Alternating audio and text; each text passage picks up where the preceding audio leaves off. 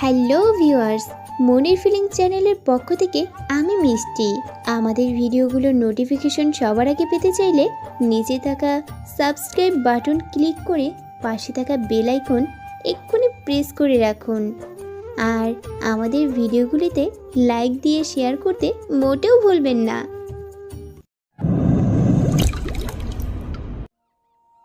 রাফাত, তুই এত সিগারেট খাস কেন? পরে কিন্তু বড় ধরনের কোনো সমস্যায় পড়বি। কার্তিকের শেষ। ইতিমধ্যেই ঢাকা শহরে বেশ ঠান্ডা পড়েছে। পায়ের দিকের খোলা জানালাটা দিয়ে ঝিরিঝিরি করে রাতের হাওয়া এসে ঢুকছে। রাতের অন্ধকারে নিঃশব্দ হিম ঝরছে।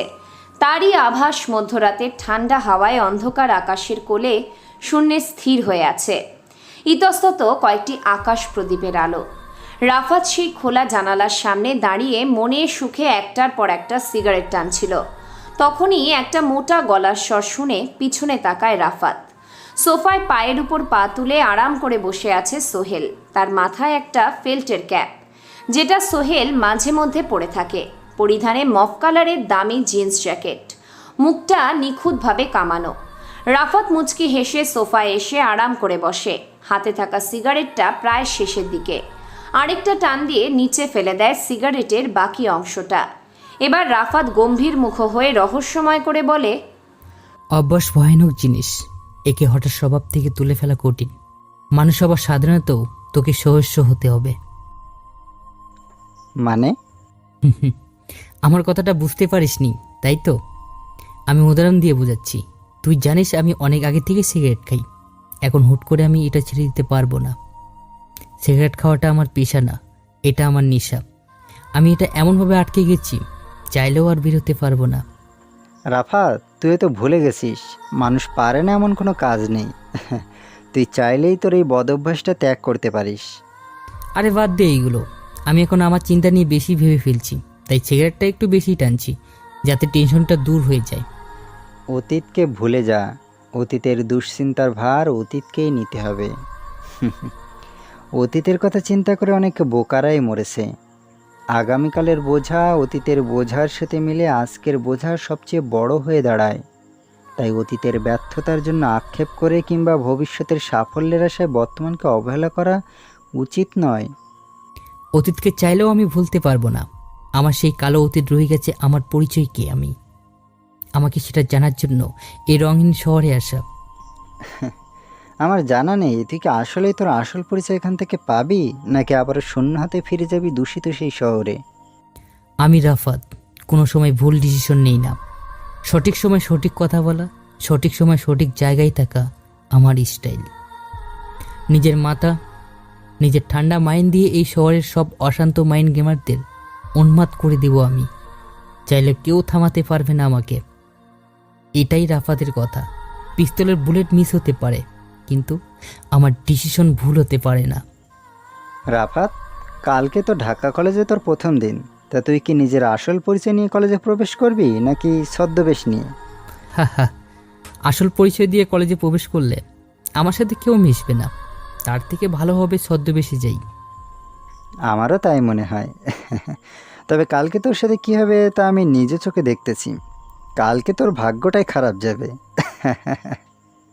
এই জগতের অমঙ্গল ছাড়া মঙ্গলের কোনো অস্তিত্বই নেই। অন্ধকারের সাথে আলোর, সাদার সাথে কালো, দুঃখের সুখের যে সম্পর্ক, অমঙ্গলের সাথে মঙ্গলেরও সেই রূপ সম্পর্ক। অমঙ্গলের পাশেই মঙ্গলকে চেনা যায়। কথাটা বলে বসা থেকে উঠে দাঁড়ায় রাফাত। 2 তলা বাড়ির নিচতলায় বসে বসে এতক্ষণ কথা বলছিল তারা দুজন। রাফাত উপরে ওঠার জন্য সিঁড়ির কাছে যেতে থাকে। সময় অনেক হয়েছে। গভীর অন্ধকার, মনোমুগ্ধকর রাত। পাশে চাঁদের আলোয় সারা বাড়িটা ছেয়ে গেছে। সোহেল বসা থেকে উঠে নিজের ঘরের দিকে পা বাড়ায়। চোখে মোটা ফ্রেমে স্টুডেন্ট চশমা, ফুলহাতার হালকা ময়লা সাদা কালারের শার্ট, কালো প্যান্ট। মাথার চুলগুলো অনেক বড় বড়। মাথাটা নিচু করে ঢাকা কলেজের ক্যাম্পাসে প্রবেশ করে রাফাত। পরিবেশটা নিতান্ত মনোরম। আশেপাশে অনেক স্টুডেন্ট, কেউ বসে কেউ দাঁড়িয়ে আড্ডা দিচ্ছে। রাফাত ডান হাত দিয়ে চোখের চশমাটা ঠিক করে মাথাটা হালকা উঁচু করে। কম বেশি সবাই রাফাতের দিকে ভ্রু কুঁচকে তাকিয়ে আছে। এটা দেখে রাফাত মুচকি হাসি দেয়।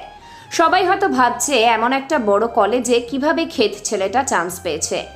রাফাত মাথাটা নিচু করে ক্লাসের দিকে রওনা দেয়। হঠাৎ পিছন থেকে মেয়েলি কণ্ঠে কারো ডাকে রাফাত পিছনে ফিরে তাকায়।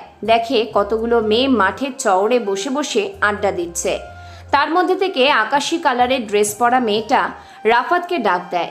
রাফাত মেয়েগুলোর সামনে যেয়ে বলে, আসসালামু আলাইকুম আপুরা, আমাকে কী জন্য ডেকেছেন? রাফাতকে ডাক দেওয়া মেয়েটার নাম নেহা। সে বলে, এই ছেলে, নাম কি তোর? রাফাত আহমেদ। নামটা তো ভালো, কিন্তু নামের সাথে পোশাকের চেহারার অবস্থা তো ভালো না। বাড়ি কোথায় তোর? কুমিল্লার ছোট্ট একটা গ্রামে। তার মানে তুই গ্রাম থেকে এসেছিস? তাই তো বলি, এরকম একটা খ্যাত ছেলে ঢাকা শহরে হবে কি করে? কথাটা শুনে সবগুলো মেয়ে জোরে জোরে হাসতে থাকে।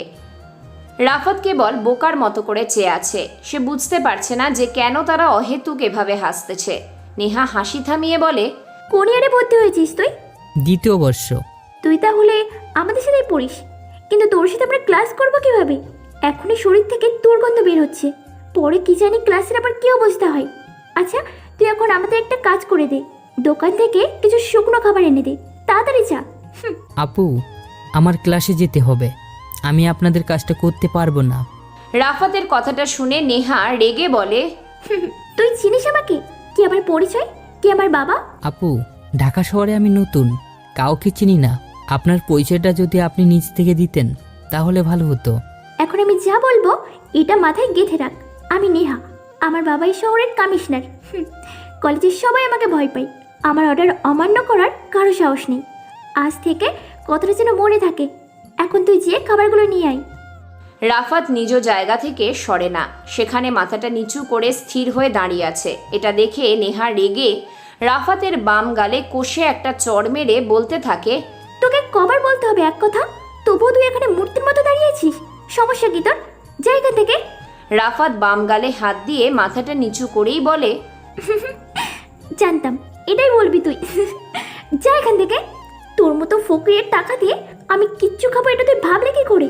রাফাত কিছু বলে না। সবার চোখের আড়ালে স্বপ্নের রূপকথার হাসি দেয়, যার মানে এই কলেজে কেউ তাকে চিনতে পারছে না। রাফাত 2য় বর্ষের ক্লাসরুম খুঁজতে খুঁজতে ক্লাসে প্রবেশ করে। ক্লাসের পরিবেশটা কতিপয় নীরব, কারণ এখন আশরাফ স্যারের ক্লাস। ইকোনমিক্স ক্লাস নেয় এই স্যার, খুবই গম্ভীর। ইকোনমিক্সের স্যারেরা এমনিতেই গম্ভীর হয়ে থাকেন, কঠিন হয়ে থাকতে ভালোবাসে আশরাফ স্যার। হাসি, তামাশা, ঠাট্টা, ফাজলামি তার একেবারে সহ্য হয় না। তার কথা হলো, হাসি তামাশাই যদি শিক্ষার্থীরা করবে তাহলে পড়াশুনো করবে কখন? পৃথিবীটা কোনো নাট্যশালা না যে হাসি তামাশা করে লোক আসাতে হবে। আশরাফ স্যারের দুর্ভাগ্য, তার আশেপাশে মানুষজনের স্বভাব তার স্বভাবের একেবারে উল্টো। স্টুডেন্টরা অনেক কষ্টে স্যারের সামনে হাসি আটকিয়ে রাখে। কিছুক্ষণ পর আশরাফ স্যার ক্লাসে প্রবেশ করে। সবাই তাকে দাঁড়িয়ে সম্মান জানায়। আজ সোমবার, আশরাফ স্যার অর্থনীতির কিছু গুরুত্বপূর্ণ টপিক নিয়ে আলোচনা করবে, তাই সকল স্টুডেন্ট সাবধান হয়ে আছে। এবার আশরাফ স্যার শীতল গলায় বলতে থাকে, আজকে কি নিয়ে আলোচনা করব মনে আছে সবার? জি স্যার। আশরাফ স্যার কিছু বলতে যাবে, তখনই তার চোখের দৃষ্টি যায় সবার লাস্ট বেঞ্চে। চোখে মোটা ফ্রেমে স্টুডেন্ট চশমা, হালকা ময়লা শার্ট পরে আছে, যার জন্য শরীরের রংটা ভালো করে বোঝা যাচ্ছে না। গুটিসুটি মেরে নিচের দিকে তাকিয়ে বসে আছে। ছেলেটাকে দেখে মনে হচ্ছে কোনো অসহায় পথিক এখানে এসে বিশ্রাম করার জন্য আশ্রয় নিয়েছে। ক্লাসের সময় কেউ অমনোযোগী হয়ে থাকবে এটা আশরাফ স্যার সহ্য করতে পারে না, তাই তিনি গম্ভীর মুখ হয়ে একটু শব্দ করে বলে, এই কে তুমি? আমার ক্লাসে নতুন মনে হচ্ছে। হঠাৎ এরকম হুঙ্কারে কম বেশি সবাই ভয় পেয়ে যায়। রাফাত নিজেকে স্বাভাবিক করে সামনের দিকে চেয়ে দেখে আশরাফ স্যার রাগী দৃষ্টিতে চেয়ে আছে। এটা দেখে রাফাত হালকা ভয়কাতর চোখে স্যারের দিকে তাকায়। আশরাফ স্যার আবারও বলে, এই ছেলে, তোমাকেই বলছি, এমন চুপ হয়ে বসে আছো কেন? আমার প্রশ্নের জবাব দাও। রাফাত করুণ দৃষ্টিতে চেয়ে নরম গলায় বলে, স্যার, আমি নতুন ভর্তি হয়েছি, আজই প্রথম ক্লাস, তাও আবার আপনার বিষয়ে। বুঝতে পারছি, কিন্তু তোমার জামার অবস্থা এমন কেন? মনে হচ্ছে জামা কাপড় কাচার সময় পাও না। তোমার সাথে ক্লাসমেটগুলো জামা দেখেছো কত পরিষ্কার? তারা কত পরিপাটি হয়ে এসেছে ক্লাসে। কাল থেকে ভালো জামা পরে আসবে। রাফাতের কথার মানে কিছুটা স্যার বুঝতে পারছে, তাই তিনি আবারও বলে, মানুষ চাইলে সব পারে, তুমিও চেষ্টা করে দেখতে পারো। রাফাত কথাগুলো বলে থামে। কতক্ষণ আগে আশেপাশে অনেকেই হাসাহাসি করছিল, কিন্তু এখন পরিবেশ যেন থমকে গেছে। পিনপিন নীরবতা বিরাজ করছে। শোনা যাচ্ছে কিছু মানুষের নিঃশ্বাস ফেলা নীরব শব্দ। রাফাতের কথাগুলো যেন সবার বুকে যেয়ে আঘাত করেছে। আশরাফ স্যার অনেক কঠিন মনের মানুষ, কিন্তু আজ রাফাতের কথা শুনে ওনার মন হালকা গলেছে, কিন্তু তিনি এটা কাউকে প্রকাশ করেন না। এবার সবার নীরবতা ভেঙে আশরাফ স্যার বলতে শুরু করেন, তোমার নাম কি? কোথা থেকে এসেছো? তোমার কথাগুলো অনেক সুন্দর, আমার ভালো লেগেছে। স্যার, আমার নামটা অনেক ছোট্ট, রাফাত, কিন্তু অনেকের কাছে আমার নামটা অমঙ্গলের প্রতীক। আর আমার বাসা কুমিল্লার ছোট্ট একটা গ্রামে। আশরাফ স্যার বেশি কথা বলতে বা শুনতে পছন্দ করেন না, তাই তিনি এই প্রসঙ্গে আর কথা না বাড়িয়ে ক্লাসের গুরুত্বপূর্ণ আলোচনা শুরু করেন। রাফাতের ড্রেস আর কথা বলা চলাফেরা স্টাইল দেখে অনেকে হাসাহাসি করছে, অনেকে আবার কটু কথা বলছে। সে কাউকে তেমন কোনো শক্ত জবাব দিতে পারছে না। কোনো এক বিশেষ কারণে নিন্দা না থাকলে পৃথিবীতে জীবনের গৌরব কি থাকতো? নীরব ভাষায় বৃক্ষ আমাদের সার্থকতার গান গেয়ে শোনায়। অনুভূতির কান দিয়ে সে গান শুনতে হবে, তাহলে বুঝতে পারা যাবে জীবনের মানে বৃদ্ধি, ধর্মের মানেও তাই। প্রকৃতির যে ধর্ম, মানুষেরও সে ধর্ম। পার্থক্য কেবল তরুলতা ও জীবজন্তুর বৃদ্ধির ওপর তাদের নিজেদের কোনো হাত নেই। মানুষের বৃদ্ধির উপরে তার হাত রয়েছে। আর এখানেই মানুষের মর্যাদা। মানুষের বৃদ্ধি কেবল দৈহিক নয়, আত্মিকও। মানুষকে আত্মা সৃষ্টি করে নিতে হয়, তা তৈরি পাওয়া যায় না। সুখ, দুঃখ, বেদনা উপলব্ধির ফলে অন্তরের যে পরিপক্কতা, তাই তো আত্মা। দুপুরের কড়া রৌদ্রে কুয়াশা কেটে গেছে, এখন হালকা গরম লাগছে। শহরটা ঘন বসতি থাকার কারণে শীতটা এত পরিমাণে ফেস করা যায় না। রাফাত কলেজ থেকে বের হয়, গেটের সামনে দাঁড়িয়ে আছে। ফাঁকা রাস্তা, রাস্তা ফাঁকা। রাফাত ব্যাগ থেকে সিগারেটের প্যাকেট বের করলো। মাত্র 2টা সিগারেট আছে। সে পরপর 2টা সিগারেট শেষ করলো। এর মধ্যে মাত্র একটা রিক্সা গেল। কিছুদিন আগেও দুপুরবেলায় রিক্সার যন্ত্রণায় হাঁটা যেত না। রাফাত রাস্তার মোড় পর্যন্ত গেল। সামনেই একটা ছোট দোকান দেখা যাচ্ছে, যেটাতে চা, পান আরও কিছু জিনিস রয়েছে। রাফাত দোকানের সামনে দাঁড়ায়। এবার সে দোকানদারটাকে বলতে শুরু করে, চাচা, বিক্রি বাটা কেমন হয়? আর বিক্রি? কিনবো কে? কেনার মানুষ আছে? দেখি একটা বেনসন সিগারেটের প্যাকেট দেন তো। রাফাতের এখনও দুপুরের খাওয়া হয়নি, এক্ষুনি গিয়ে খেতে হবে। একটা দোকানের সামনে দাঁড়িয়ে থাকার কোনো মানেই হয় না। ব্যাপারটা সন্দেহজনক। এখন সময় খারাপ। আচার আচরণে কোনো রকম সন্দেহের ছাপ থাকা ঠিক না। রাফাত দোকানদারের দিকে ভালো করে খেয়াল করলো, তার মাথায় ঝুঁটিবিহীন একটা লাল ফেস টুপি। কোথা থেকে জোগাড় করেছে কে জানে। চিবুকের কাছে অল্প দাড়ি, তাও আবার হালকা পেকে গেছে। দাম কত হয়েছে চাচা? দেও তুমি বাবা, তোমরা তো প্রতিনিয়ত সিগারেট খাও, তবুও আমি কেন বলবো? এবার রাফাত পিছনের পকেট থেকে একটা মানি ব্যাগ বের করে তার থেকে কচকচে একটা 500 টাকার নোট বের করে দোকানদারের সামনে এগিয়ে দেয়। দোকানি নোটটা ভালো করে দেখে বলে, এই বড় নোটের খুচরা আমার কাছে নেই। লাগবে না বাকি টাকা, পুরো টাকাটা আপনি রেখে দিন। বাবা, একটা কথা বলি, তোমাকে দেখে মনে হচ্ছে ঢাকা শহরে নতুন, জামা কাপড়ের অবস্থা তেমন ভালো না। বাকি টাকাটা বরং তুমি রেখে দাও। হয়তো শহরে নতুন, কিন্তু এই অচেনা শহরে সবই আমার পরিচিত। জামা কাপড় কেনার পর্যন্ত টাকা আমার কাছে আছে, টাকাটা আপনি রেখে দিন। দোকানির গলার স্বরে স্পষ্ট বৈরাগ্য, যেন বাকি টাকাটা না দিলেও তার কিছু আসে যায় না। রাফাত নতুন সিগারেটের প্যাকেট থেকে একটা সিগারেট ঠোঁটে চেপে দোকানের সামনে টাঙানো লাইটারটা দিয়ে আগুন জ্বালায় সিগারেটে। রাফাত সিগারেটে জোরে একটা টান দিয়ে সামনের দিকে এগিয়ে যায়। নিউ পল্টন লাইনের এই গলিটার বেশ কয়েকটি দোকান, কিন্তু মডার্ন সেলুন এবং পাশের ঘরটি ছাড়া সবই বন্ধ। রাফাত মডার্ন সেলুনে ঢুকে পড়ল। রাস্তায় হাঁটাহাঁটি করার চেয়ে সেলুনে চুল কাটা নিয়ে ব্যস্ত থাকা ভালো। রাফাতের চুলগুলো অনেকটা বড় হয়ে গেছে। সেলুনটা একসময় মাস্তান ছেলেপুলেদের আড্ডাখানা ছিল। লম্বা চুলে 4-5টা ছেলে শার্টের বুকের বোতাম খুলে বেঞ্চের উপর বসে থাকত। সেলুনে একটা ব্যান্ড ট্রানজিস্টার সারাক্ষণই বাজাতো। ট্রানজিস্টারের ব্যাটারির খরচ দিতে গিয়েই সেলুনে লাটে ওঠার কথা। কিন্তু তা ওঠেনি। রমরমা ব্যবসা করছে। আজ অবশ্যই জনশূন্য, তবে ট্রানজিস্টার বাজছে।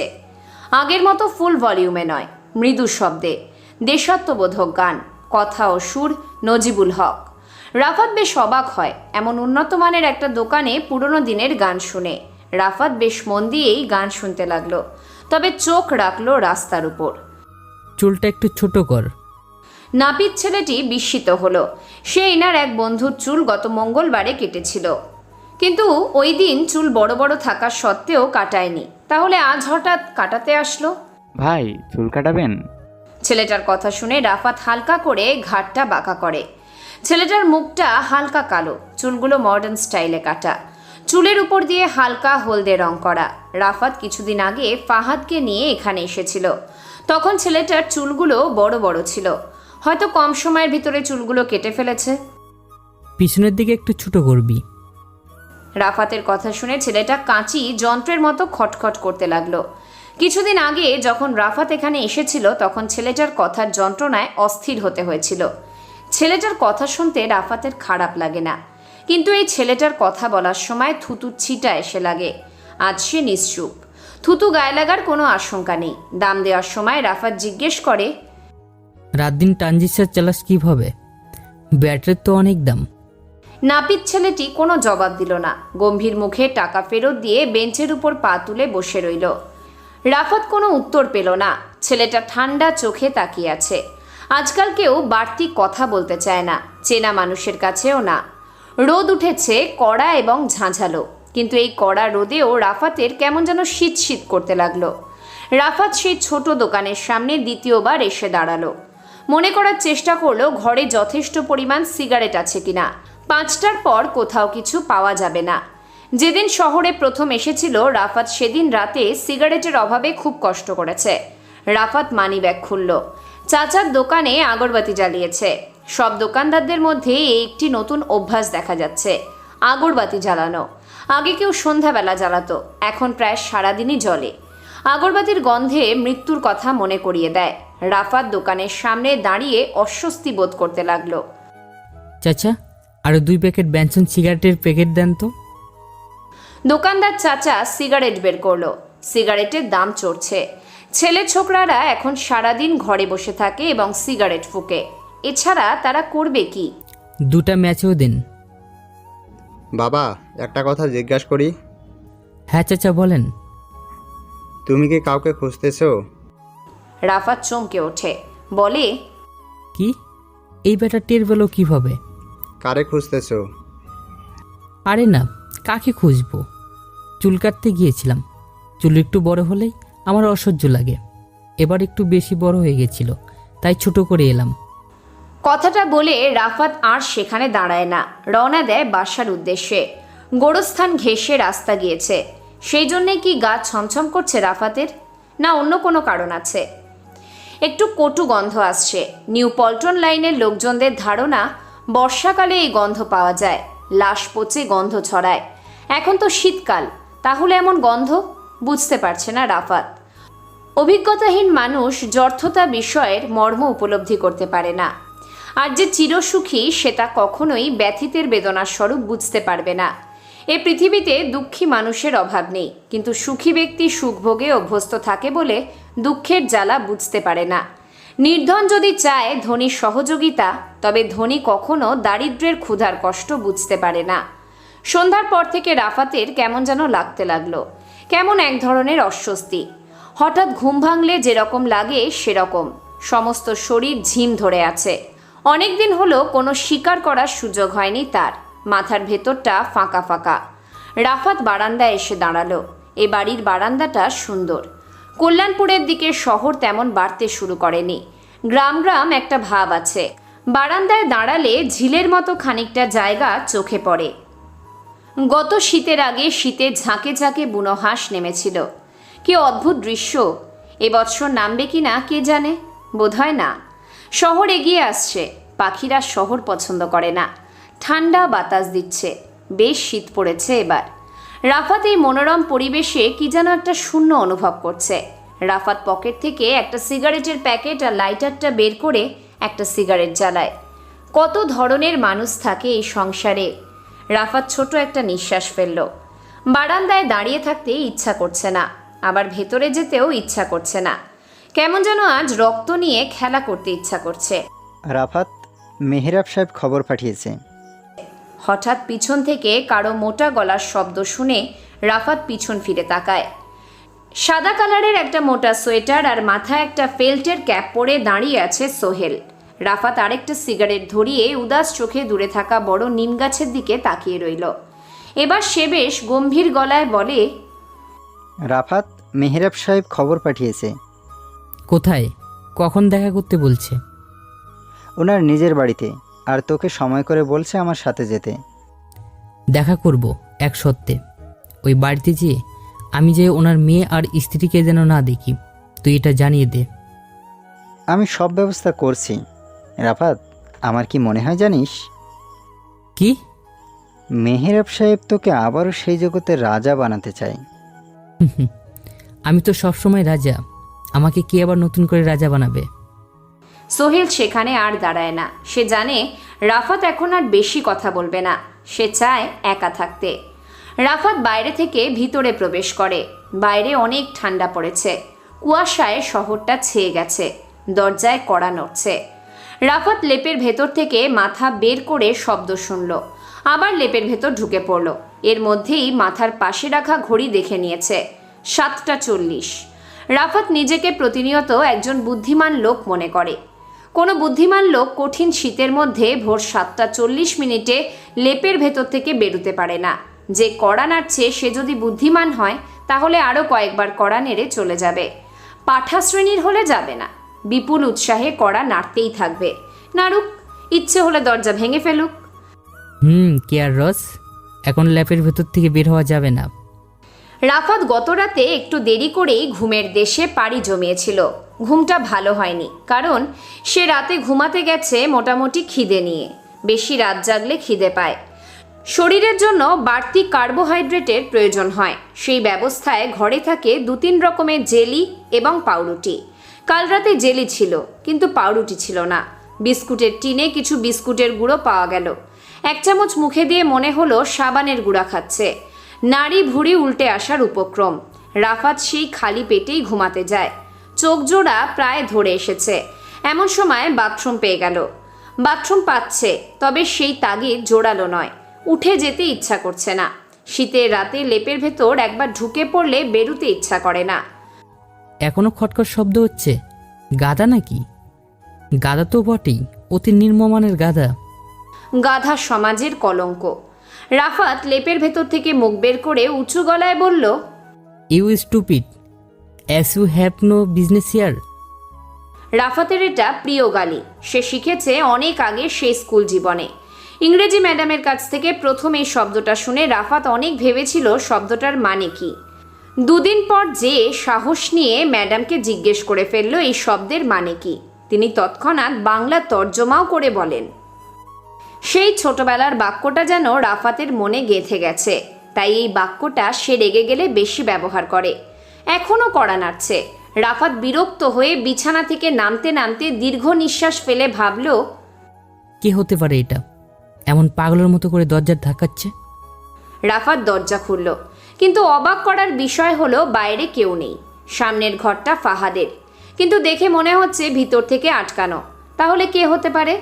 রাফাত এত কিছু চিন্তা না করে আবারও বিছানার দিকে আসবে, তখনই তার চোখ পড়ল ফ্লোরের দিকে। গিফটের কাগজে মোড়ানো নতুন চিকচিক করা একটা গিফট প্যাকেট। রাফাত প্যাকেটটা হাতে নিয়ে নাড়াচাড়া করে। ভিতরে মনে হচ্ছে হালকা কোনো জিনিস। কি হতে পারে? বুক ভরা সাহস নিয়ে প্যাকেটটা খুলতে থাকে। অবাক করার বিষয় হলো প্যাকেটে একটা 9mm এর ছোট একটা পিস্তলের বুলেট আর পাশে লাল কালারের একটা কাগজ। রাফাত কাগজের ভাঁজটা খোলে। ভিতরে কিছু লেখা। সে তা পড়তে শুরু করে। এই শীতের সকালে ঘুম থেকে তোলার জন্য আমি দুঃখিত, কিন্তু কি করব বলো, না ওটি উপায় নেই।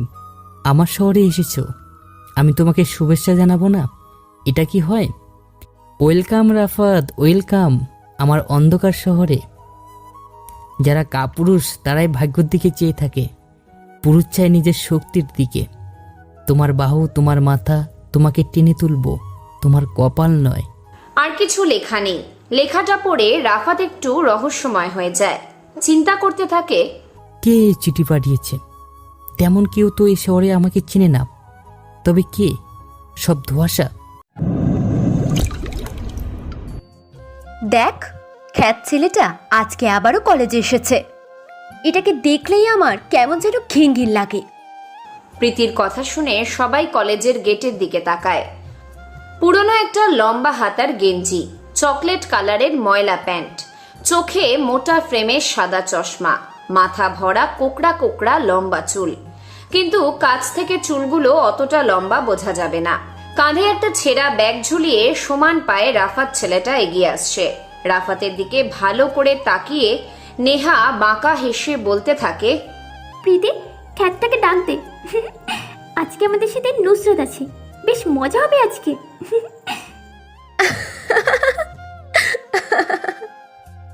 কালকে কোনো মজাই করতে পারছি না। আজকে ছেলেটার এমন অবস্থা করব যা সে চিন্তাও করতে পারবে না। বিভিন্নভাবে চিন্তা করারও, উদ্ভাবনের সাহস থাকতে হবে। অপরিচিত পথে চলারও, অসম্ভব জিনিস আবিষ্কারেরও সাহস থাকতে হবে এবং সমস্যাকে জয় করে সফল হতে হবে। এই সকল মহাগুণ দ্বারা তরুণদের চালিত হতে হবে। সফলতার গল্প পড়ো না, কারণ তা থেকে তুমি শুধু বার্তা পাবে। ব্যর্থতার গল্প পড়ো, তাহলে সফল হওয়ার কিছু ধারণা পাবে। শ্রাবণী এতক্ষণ চুপ করে বসেছিল, কিন্তু প্রীতির কথা শুনে সে তার মুখের নিঃশব্দটা ভেঙে বলতে থাকে, কি ছেলে, কলেজে নতুন দেখছি? কালকে ক্যাম্পাসে নতুন এসেছে, আর তুই তো কালকে কলেজে আসিসনি, তাই জানতে পারিসনি। এমনিতেই কালকে বেশি কিছু বলিনি ছেলেটাকে, আজকে তুই সাথে আছিস তাই ভাবলাম বেশি করে মজা করব। বাদ দে এগুলা, ছেলেটাকে দেখে কেমন যেন নিরীহ নিরীহ মনে হচ্ছে। এটা আমি কি শুনছি? শ্রাবণীর মুখে এই কথা? যেই শ্রাবণী কলেজের ছোট থেকে বড় সবাইকে জাগ দেয়, সে কিনা বলছে আর ছেলেটাকে ছেড়ে দিবে? এটা মানা যায় না। এই রাফাত, এদিকে আয়। উচ্চস্বরে রাফাতকে ডাক দেয় প্রীতি। রাতে আর সকালে ভালো ঘুম না হওয়ায় রাফাত নিজেকে কেমন যেন দুর্বল দুর্বল অনুভব করছে। মাথাটা নিয়মিত দিনের মতো আজকেও নিচু করে ক্লাসের দিকে যাচ্ছিল। তখন কালকের মেয়েগুলোর মধ্যে থেকে রাফাতকে একজন ডাক দেয়। রাফাত বাধ্য ছেলের মতো মেয়েগুলোর কাছে যেতে থাকে। সে চায় না কলেজে কোনো ঝামেলা হোক, তাই সে মেয়েগুলোর ডাকে সাড়া দিয়েছে। আজ সেখানে নতুন একটা মেয়েকে দেখছে রাফাত। কে এই মেয়ে জানা নেই রাফাতের। সব মেয়েদের থেকে আলাদা। মেয়েটির মধ্যে কিছু একটা আছে যা পুরুষদের অভিভূত করে দেয়। রূপের বাইরে অন্য কিছু। অসামান্য রূপসী মেয়েদেরকেও প্রায় সময়ই বেশ সাধারণ মনে হয়। সেরকম নয়, এবং সে নিজেও তা জানে। মেয়েটির চোখ দুটি ছোট ছোট এবং বিশেষত্বহীন। গালের হাড় উঁচু হয়ে আছে, ছোট কপাল, কিন্তু তবু কি অদ্ভুত দেখতে, কি মোহময়ী। তার পরনে সাধারণ কালো রঙের একটা লম্বা জামা, পিঠের অনেকখানি দেখা যাচ্ছে। দূর থেকে মনে হয় মেয়েটির গায়ের রং ঈষৎ নীলাভ। দেখলেই হাত দিয়ে ছুঁতে ইচ্ছে করে। রাফাত গুটি গুটি পায়ে নিঃশব্দে যেয়ে মেয়েগুলোর সামনে দাঁড়ায়। রাফাতের মুখে কোনো কথা নেই, জানা নেই এখন সে কি জিজ্ঞেস করবে বা কি করতে পারে। হঠাৎ প্রীতি নামের মেয়েটি বলে ওঠে, এই রাফাত, তুই প্রতিদিন এমন নোংরা কাপড় পরে কলেজে আসিস কেন? তুই কাল থেকে ভালো জামা কাপড় পরে আসলে কলেজে আসবি, নয়তো কাল থেকে যেন তোকে এই কলেজের কোনো স্থানে না দেখি। প্রীতির কথা শুনে রাফাত হাসে। এটা দেখে নেহা রেগে যায় আর জোরে জোরে বলতে থাকে, কি রে, তুই এমন করে হাসছিস কেন? প্রীতি কি কোনো মজার কথা বলেছে যার জন্য তুই এমন করে হাসছিস? প্রতিটা মানুষের জীবনে কষ্ট আছে, শুধু তা প্রকাশ করার পদ্ধতি ভিন্ন। নির্বোধেরা প্রকাশ করে চোখের পানি দিয়ে, আর বুদ্ধিমানরা প্রকাশ করে মৃদু হাসি দিয়ে। তুই আমাদের মুখে মুখে তর্ক করিস, আবার নিজেকে বুদ্ধিমান মনে করিস। আমরা তো সিনিয়র, আমাদের সাথে সম্মান দিয়ে কথা বলবি। আমার মধ্যে সম্মান করা এবং অসম্মান করা দুটোই প্রবণতা, প্রবল ভাব আছে। কাউকে পায়ের নিচে চেপে ধরতে আমার ভালো লাগে, আবার মাথায় নিয়ে নাচানাচি করতে ভালো লাগে। আমার সাথে যে ভালো ব্যবহার করবে, আমিও তার সাথে ভালো ব্যবহার করব। রাফাতের কথাটা যেন নেহার সহ্য হয়নি, তাই সে বসা থেকে উঠে কঠিন গলায় বলে, কি বলে তুই? যত বড় মুখ না তত বড় কথা। আজকে তোর এমন অবস্থা করব যে তুই ভাবতেও পারবি না। নেহা বস এখানে, রাফাত কিছু বলতে হবে না। শ্রাবণী, আমাকে বাধা দিবি না আজকে। আমি প্রচুর পরিমাণে রেগে আছি এই ছেলেটার উপর। দেখ, ছেলেটা হয়তো না বুঝে কথাটা বলে দিয়েছে, এখন তুই এটা নিয়ে ঝামেলা বাঁধিয়ে দিবি। রাফাত মুচকি হাসে শ্রাবণীর কথা শুনে। শ্রাবণী মেয়েটাকে দেখে বোঝা যায় না তার মনটা এমন নরম। পৃথিবীতে এমন অনেক মানুষ আছে যাদের চেহারা দেখলে সবার ভয় পাওয়ার মতো অবস্থা হবে, কিন্তু সেই ব্যক্তিটার গলার আওয়াজ শুনে তেমন কেউ ভয় পাবে না। এখন সেই উদাহরণের তালিকায় শ্রাবণীকে ফেললে মন্দ হয় না। রাফাত এমন চিন্তা করছিল, তখনই শ্রাবণী তাকে ডাক দেয়। রাফাত শান্ত দৃষ্টিতে সেদিকে তাকায়। এই ছেলে রাফাত নাকি কি যেন নাম তোমার, তুমি এদিকে আসো। শ্রাবণীর কথা মতো রাফাত শ্রাবণীর অনেক কাছাকাছি এসে দাঁড়ায়। বোকাশোকা চেহারা নিয়ে রাফাত বলতে থাকে, আপু তাড়াতাড়ি বলেন, কি বলবেন? বলবো, তার আগে তুমি আমার থেকে আরও দূরে গিয়ে দাঁড়াও। এখন ভালো ব্যবহার করছি বলে মনে করো না আমি খুব ভালো মেয়ে। আমার ব্যাপারে কলেজের সবাইকে জিজ্ঞাসা করে দেখতে পারো আমি কেমন। রাফাত এতক্ষণ যা ভাবছিল আসলে মেয়েটা এমন না। সে মানুষের প্রতি দয়া করে ভালো ব্যবহার করে। রাফাত বিনয়ী আচরণ করে শ্রাবণীর থেকে একটু দূরে যেয়ে দাঁড়ায়। এটা দেখে শ্রাবণী বলে, এখন তুমি কি চাও, এইসব ঝামেলা থেকে মুক্তি পেতে? যদি মুক্তি চাও তাহলে বলো, আমি ব্যবস্থা করে দেবো। চাই কি? আরে কিছুক্ষণ আগে যদি কথাটা বলতো তাহলে তো হয়েই যেত, তখন না বলে এখন বলছে। রাফাত সহমত প্রকাশ করে বলে, আমি তো চাই এই সকল বাজে ঝামেলা থেকে মুক্তি পেতে, কিন্তু আপনার বান্ধবীরা আমার সাথে যা অবস্থা করছে এতে আমার বলার মতো কিছুই নেই। আচ্ছা, এখন তুমি ঝামেলা থেকে মুক্তি পেতে হলে নেহার পায়ে ধরে মাপ চাও। শ্রাবণীর এমন কথায় রাফাত অবাক হয়ে যায়। বলে কি মেয়েটা, ঝামেলা থেকে মুক্তি পেতে হলে অন্য কারো পায়ে ধরতে হবে? রাফাত কখনো কারো সামনে নিজের মাথা নিচু করেনি। রাস্তা দিয়ে হাঁটার সময় যথেষ্ট অ্যাটিটিউড নিয়ে চলাফেরা করি, আর এখন কি না একটা সামান্য মেয়ের পায়ে ধরে মাপ চাইতে হবে? কখনোই না, এটা সম্ভব না। এতদিনের কামানো নিজের সম্মান কোনো মেয়ের সামনে শেষ করতে পারবো না রাফাত। আশেপাশে সব মেয়েগুলো উচ্চস্বরে হাসতেছে। কেউ হয়তো ভাবতে পারেনি শ্রাবণী এমন একটা কথা বলবে। নেহাকে থামিয়ে দিয়ে এখন নিজেই রাফাতকে রাগ দিচ্ছে। ভাবতেই অবাক লাগে শ্রাবণীর মাথায় কত শয়তানি বুদ্ধি আছে। সবার এমন হাসির আওয়াজে চমকে ওঠে রাফাত। কখনো এমন হাসির পাত্র হতে হবে ভাবেনি রাফাত। রাগে রাফাতের সাদা মুখটা লাল বর্ণ ধারণ করেছে, কিন্তু এখন চাইলেও সে কিছু বলতে পারবে না কাউকে। রাফাতের চুপ করে দাঁড়িয়ে থাকা দেখে নেহা বলে, কি রে, এমন বোকার মতো চুপ করে দাঁড়িয়েছিস কেন? শ্রাবণী যে বললো তাকে করবি না? আমি এটা করতে পারবো না। যদি অন্য কিছু হতো তাহলে আমি ঠিকই তা করে দিয়ে ঝামেলা থেকে মুক্তি পেতাম। আমার পায়ে ধরে মাপ চাইতে সমস্যা কোথায়? আর আমার পাটা দেখেছিস কেমন? তোর থেকে ভালো পরিষ্কার। রাফাত নেহার পায়ের দিকে তাকায়। উঁচু হিল পায়ে লাগিয়ে রেখেছে। পায়ের রংটা অবশ্য কালো না, আবার অতটা সুন্দরও না, কেমন কালারের যেন।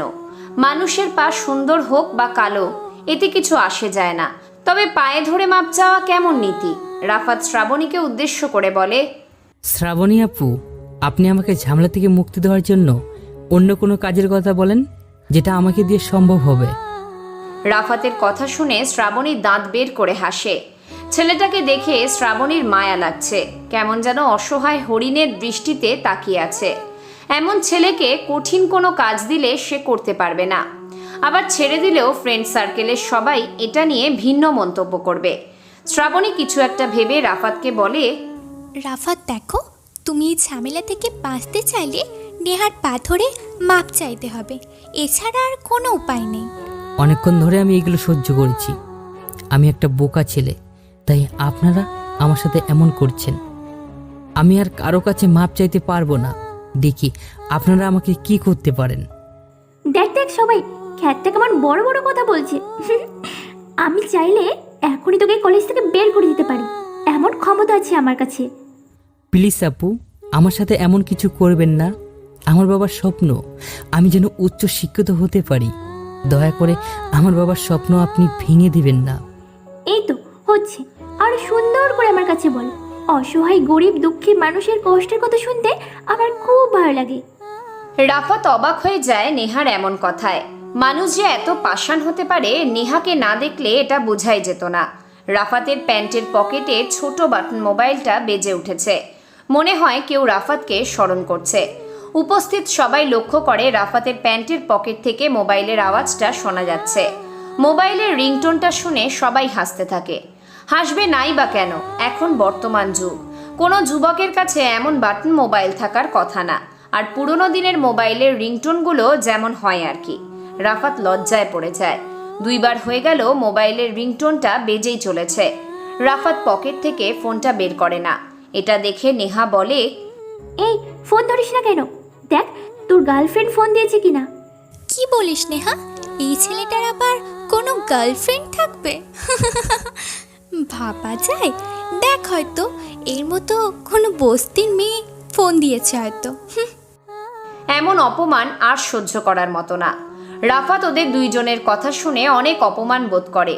নিজের পকেট থেকে কালো কালারের বাটন মোবাইলটা বের করে রাফাত।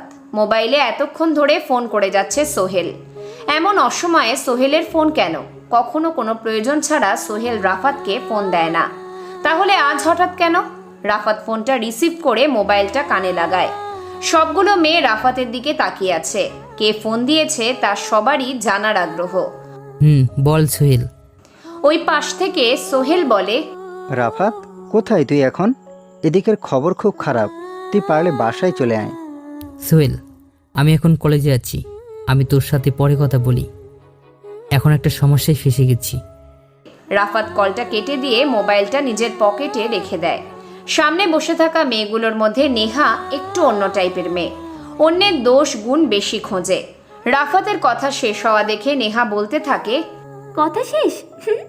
কে ফোন দিয়েছিল তাকে? আর সমস্যার কথাটা বললি না কেন তাকে? সোহেল আমার কাছের বন্ধু, সে একটা বিপদে পড়েছে। আমাকে এখনই যেতে হবে ওখানে, দয়া করে আমাকে যেতে দিন। তোকে আটকে রেখেছে কে? যা, চলে যা। তবে যাওয়ার আগে একটু চোখ জোড়া খুলে যাবি। রাফাত দীর্ঘ নিঃশ্বাস ফেলে।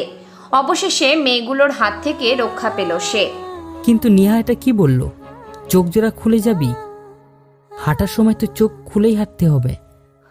সবাই যা করে রাফাত তো একই কাজ করবে। যারা চোখে দেখতে পায় তারা তো আর চোখ জোড়া বন্ধ করে হাঁটবে না। কোনো মানসিক রোগীও তো চোখ বন্ধ করে হাঁটবে না। নেহার কথায় কোনো রহস্য নেই তো? এই মেয়েকে নিয়ে কোনো বিশ্বাস নেই, যে কোনো সময় খারাপ কিছু করে ফেলতে পারে। রাফাত আর সময় নষ্ট করতে চায় না। নিজের ডান পাটা প্রথমে সামনের দিকে ফেলে বাম পাটা ফেলতে যাবে, তখনই কিছু একটার সাথে রাফাতের পা আটকে সে নিচে পড়ে যায়। ক্যাম্পাসের এদিকটায় ঘাসের সংখ্যা খুব কম, বলতে গেলে ঘাস নেই বললেই চলে। যেই অংশে ঘাস নেই সেখানে বালু দেওয়া। রাফাত সেই বালুর উপর পড়ে যায়। শরীরের অনেক অংশে বালু ছড়িয়ে ছিটিয়ে আছে। রাফাত উঠে দাঁড়িয়ে গায়ে লেগে থাকা বালুগুলো পরিষ্কার করতে থাকে। রাফাতকে দেখে সবগুলো মেয়ে জোরে জোরে হাসতে থাকে। তার মধ্যে থেকে নেহা বলে ওঠে, প্রথমেই তোকে সাবধান করে দিয়েছিলাম, যাওয়ার সময় চোখ জোড়া খুলে যাবি, কিন্তু কি করলি তুই? আমার কথা না শুনে যেতে থাকলি। এখন তো বুঝতে পেরেছিস আমি কেন কথাটা বলেছিলাম?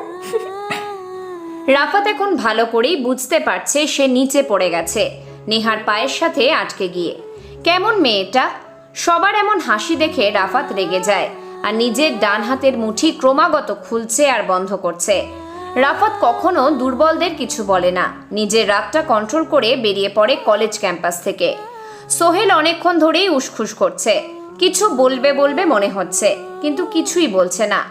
অনেক সময় মানুষের এমন হয়, তার নিজের মনের ভিতর বহু কথা জমে থাকে, কিন্তু সে এটা কারো কাছে প্রকাশ করতে পারে না। সোহেলকে দেখে এখন এমনই মনে হচ্ছে। রাফাত সোফার উপর আরাম করে বসে আছে। সামনে ছোট্ট টি টেবিলে সাদা একটা চায়ের কাপ। সেই কাপ থেকে ভেসে উঠছে বাষ্পীভূত গরম ধোঁয়া। টি টেবিলের অপর পাশে বসে আছে সোহেল। রাফাত সোহেলের এমন উসখুস ভাব দেখে ভারী গলায় বলতে থাকে, সোহেল, এমন ছটপট করছিস কেন? কি হয়েছে? কোনো সমস্যা? এবার রাফাতের কথার জবাবে সোহেল বলে, রাফাত সোফার উপর বসে বসে কিছুক্ষণ আগের সোহেলের কথাগুলো চিন্তা করছে। কিছুক্ষণ আগে যখন সোহেল উসখুস করছিল তখন রাফাত জিজ্ঞেস করছিল কি হয়েছে। সোহেল কিছু সময় ধরে ভেবে বলে, রাফাত, গতকাল রাতে কে বা কারা যেন সুদীপকে মেরে দিয়েছে। কি বলছিস তুই এটা? আমাকে এটা আগে বললি না কেন? আমি খবরটা শুনে ভয় পেয়ে গিয়েছিলাম, তোকে আগে বলিনি, কারণ আমি বুঝতে পারছিলাম না তুই এমন খবর শুনে কেমন রিয়্যাক্ট করবি। এখন তো বলেই দিল খবরটা। এটা যদি আরও আগে বলতি তাহলে কিন্তু আমি ব্যাপারটা নিয়ে একটু চিন্তা করতাম। এই মাত্রই বললি, আমি এখন কি করব? তবে চিন্তা করিস না, সুদীপের খুনিকে আমি যেভাবেই হোক বের করব। চিন্তা করব না কেন? এক এক করে সবাইকে মেরে দিচ্ছে।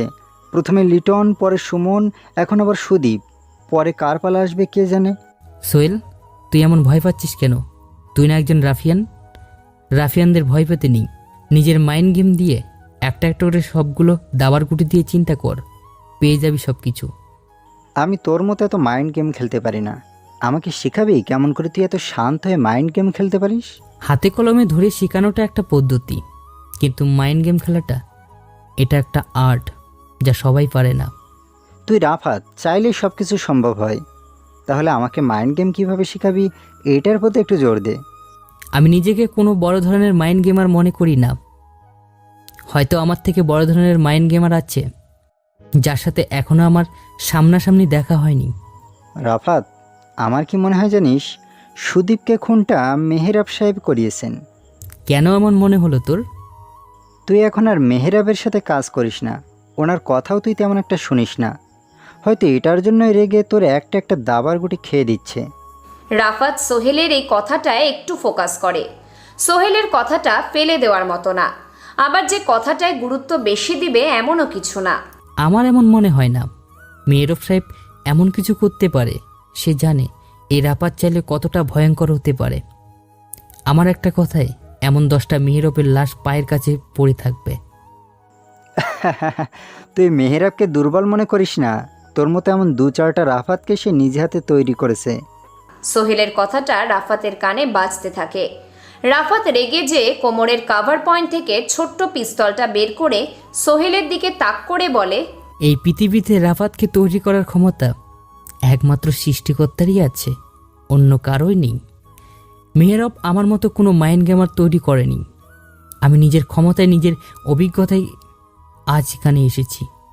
সোহেল রাফাতের পিস্তল দেখে ভয় পেয়ে যায়, কারণ রাফাতের মুখের চেয়ে হাত বেশি কাজ করে। সোহেল ভয়ে কাতর গলায় বলতে থাকে, কুল ম্যান কুল, মেশিনটা সামনে থেকে সরা। আমি আর কখনো তোর সম্বন্ধে এমন কথা বলবো না। মেহেরব সাহেব কখন দেখা করতে বলেছে? সন্ধ্যার দিকে হারুনের দোকানে দেখা করতে বলেছে। এত জায়গা থাকতে হারুনের দোকানে কেন? ওনার বাসায় দেখা করলে সমস্যা কোথায়? মেহেরাব সাহেবের মেয়ে চায় না উনি আর কোনো মাস্তানদের সাথে চলাফেরা করুক। আর এমনিতেই মেহেরাবের অনেক বয়স হয়েছে, এখন নাকি তার ঘরে বসে থাকার সময়। ওনার মেয়েকে বলে দিবি রাফাতের সাথে দেখা করার মতো কোনো যোগ্যতা রাখে না মেহেরব। আর রাফাত কোনো পাতি মাস্তান না, সে নিজ হাতে শত শত মাফিয়া তৈরি করে। রাফাত, আমি কিছুদিন ধরে লক্ষ্য করছি তুই নিজেকে অনেক বড় কিছু ভাবতে শুরু করেছিস, পরে কিন্তু আবার বিপদে পড়বি। হাহা, বিপদ? আমি সব বিপদ টিকিয়ে থাকতে সক্ষম। আর বিপদ আসলে আমার ভালোই হবে, কেননা অনেক দিন ধরে আমার মাথাটা ঝংকার ধরে আছে। একটু মাইন্ড গেম খেলে তা পরিষ্কার করতে হবে। রাফাত, চল আজকে তোর সাথে একটা বিগ ডিল করি। ডিলটা এমন হবে, তোকে আমি আমার মাইন্ড গেম দিয়ে হারাবো। হাহা, মাইন্ড গেম? আচ্ছা চল, আমি তোর ডিলে রাজি হয়ে গেলাম। এখন যদি আমি জিতে যাই তাহলে তুই আমাকে কি দিবি? রাফাত, তুই বাচ্চাদের মতো কথা বলছিস কেন? গেমে তুই জিতলে যা চাইবি তাই পাবি, আর আমি যা চাইবো তোকে কিন্তু তা অবশ্যই দিতে হবে। এবার রাজি থাকলে হাত মেলা। হাত মেলাতে হবে না, আমি জানি তুই কখনো জিততে পারবি না। আর এমনিতে আমার চাওয়ার মতো কিছুই নেই। সেটা তো পরে দেখা যাবে কে জেতে আর কে হারে। গেম কিন্তু আজ থেকে শুরু, শেষ কবে হবে সেটা সময়ই বলে দেবে। রাফাত একগাল হাসে। রাফাতের হাসিটা অন্য সবার থেকে আলাদা। হাসিতে কেমন যেন বাস্তবতা ফুটে ওঠে। সন্ধ্যা 7টা বেজে 15 মিনিট। রাফাতের সামনাসামনি বসে আছে মেহরাব সাহেব। মধ্যে শুধু একটা টেবিলের দূরত্ব। সেই টেবিলের উপর কয়েকটা সিগারেটের প্যাকেট আর লাইটার রাখা। টেবিলের থেকে একটু নিচে রাখায় 5টা চেয়ার পরিপূর্ণ করা। টেবিলের থেকে একটু নিচে রাখায় 5টা চেয়ার পরিপূর্ণ করা। 5টা চেয়ারে 5 জন লোক বসে আছে। রাফাতের পাশে বসে আছে সোহেল, অপর পাশে মেহরাব সাহেব। তার পরনে কালো কালারের একটা কোট। সেই কোটের ভিতর সাদা কালারের একটা শার্টের কয়েকটা বোতাম দেখা যাচ্ছে। মেহরাব সাহেবের পাশে বসে আছে একটা মধ্যবয়সী পুরুষ, যার চেহারার সাথে মেহরাবের কোনো মিল নেই। কাটা কাটা চোখ মুখ, ভারী ঠোঁট, ফর্সা মুখে চাপা চাপা দাড়ি, নাকের নিচে চোখে পড়ার মতো একটা বড় কালো তিল। লোকটা মেহরাব সাহেবের মতোই একটা কোট পরেছে, কিন্তু রংটা সামান্য ভিন্ন। আকাশি কালারের কোট, ভিতরে লাল রঙের টাই। লোকটা থেকে কিছু দূরে বসা একজন ব্যক্তি। তার শরীরের গঠন দেখে মনে হচ্ছে সে একটা মেয়ে। পরনে তার লম্বা জ্যাকেট, মুখে নীল রঙের মাস্ক। ঢাকায় এবার মনে হয় অন্য বছর থেকে বেশি ঠান্ডা পড়েছে। উপস্থিত সবাই শীত থেকে বাঁচার জন্য দামি পোশাক পরে আছে। একমাত্র রাফাতের শরীরেই লম্বা হাতার গেঞ্জি পরিধান করা। মেয়েটা ছাড়া সবার ঠোঁটে একটা করে সিগারেট জ্বলছে। হঠাৎ হারুন এসে সবার সামনে 5টা চায়ের কাপ রেখে চলে যায়। অবাক করার বিষয় হলো, অন্য সব দোকানে ছোট ছোট ছেলেরা কাস্টমারদেরকে চা সার্ভ করে, কিন্তু এখানে হারুন, দোকানের মালিক, নিজে এসে চা দিয়ে গেল। এটা দোকান বললে ভুল হবে, কারণ এখানে অনেক জায়গা মিলে একটা ধাবা তৈরি হয়েছে। মদ জুয়া থেকে সবকিছুর ব্যবস্থা এখানে করা আছে। রাফাতরা যেখানে বসে আছে তার থেকে একটু দূরেই জোরে জোরে গান বাজনা হচ্ছে। রাফাত লক্ষ্য করছে সবাই চা পান করছে, কিন্তু বসে থাকা মেয়েটা চায়ের কাপে হাত পর্যন্ত দিচ্ছে না। সবার মধ্যে নীরবতা বিরাজ করছে।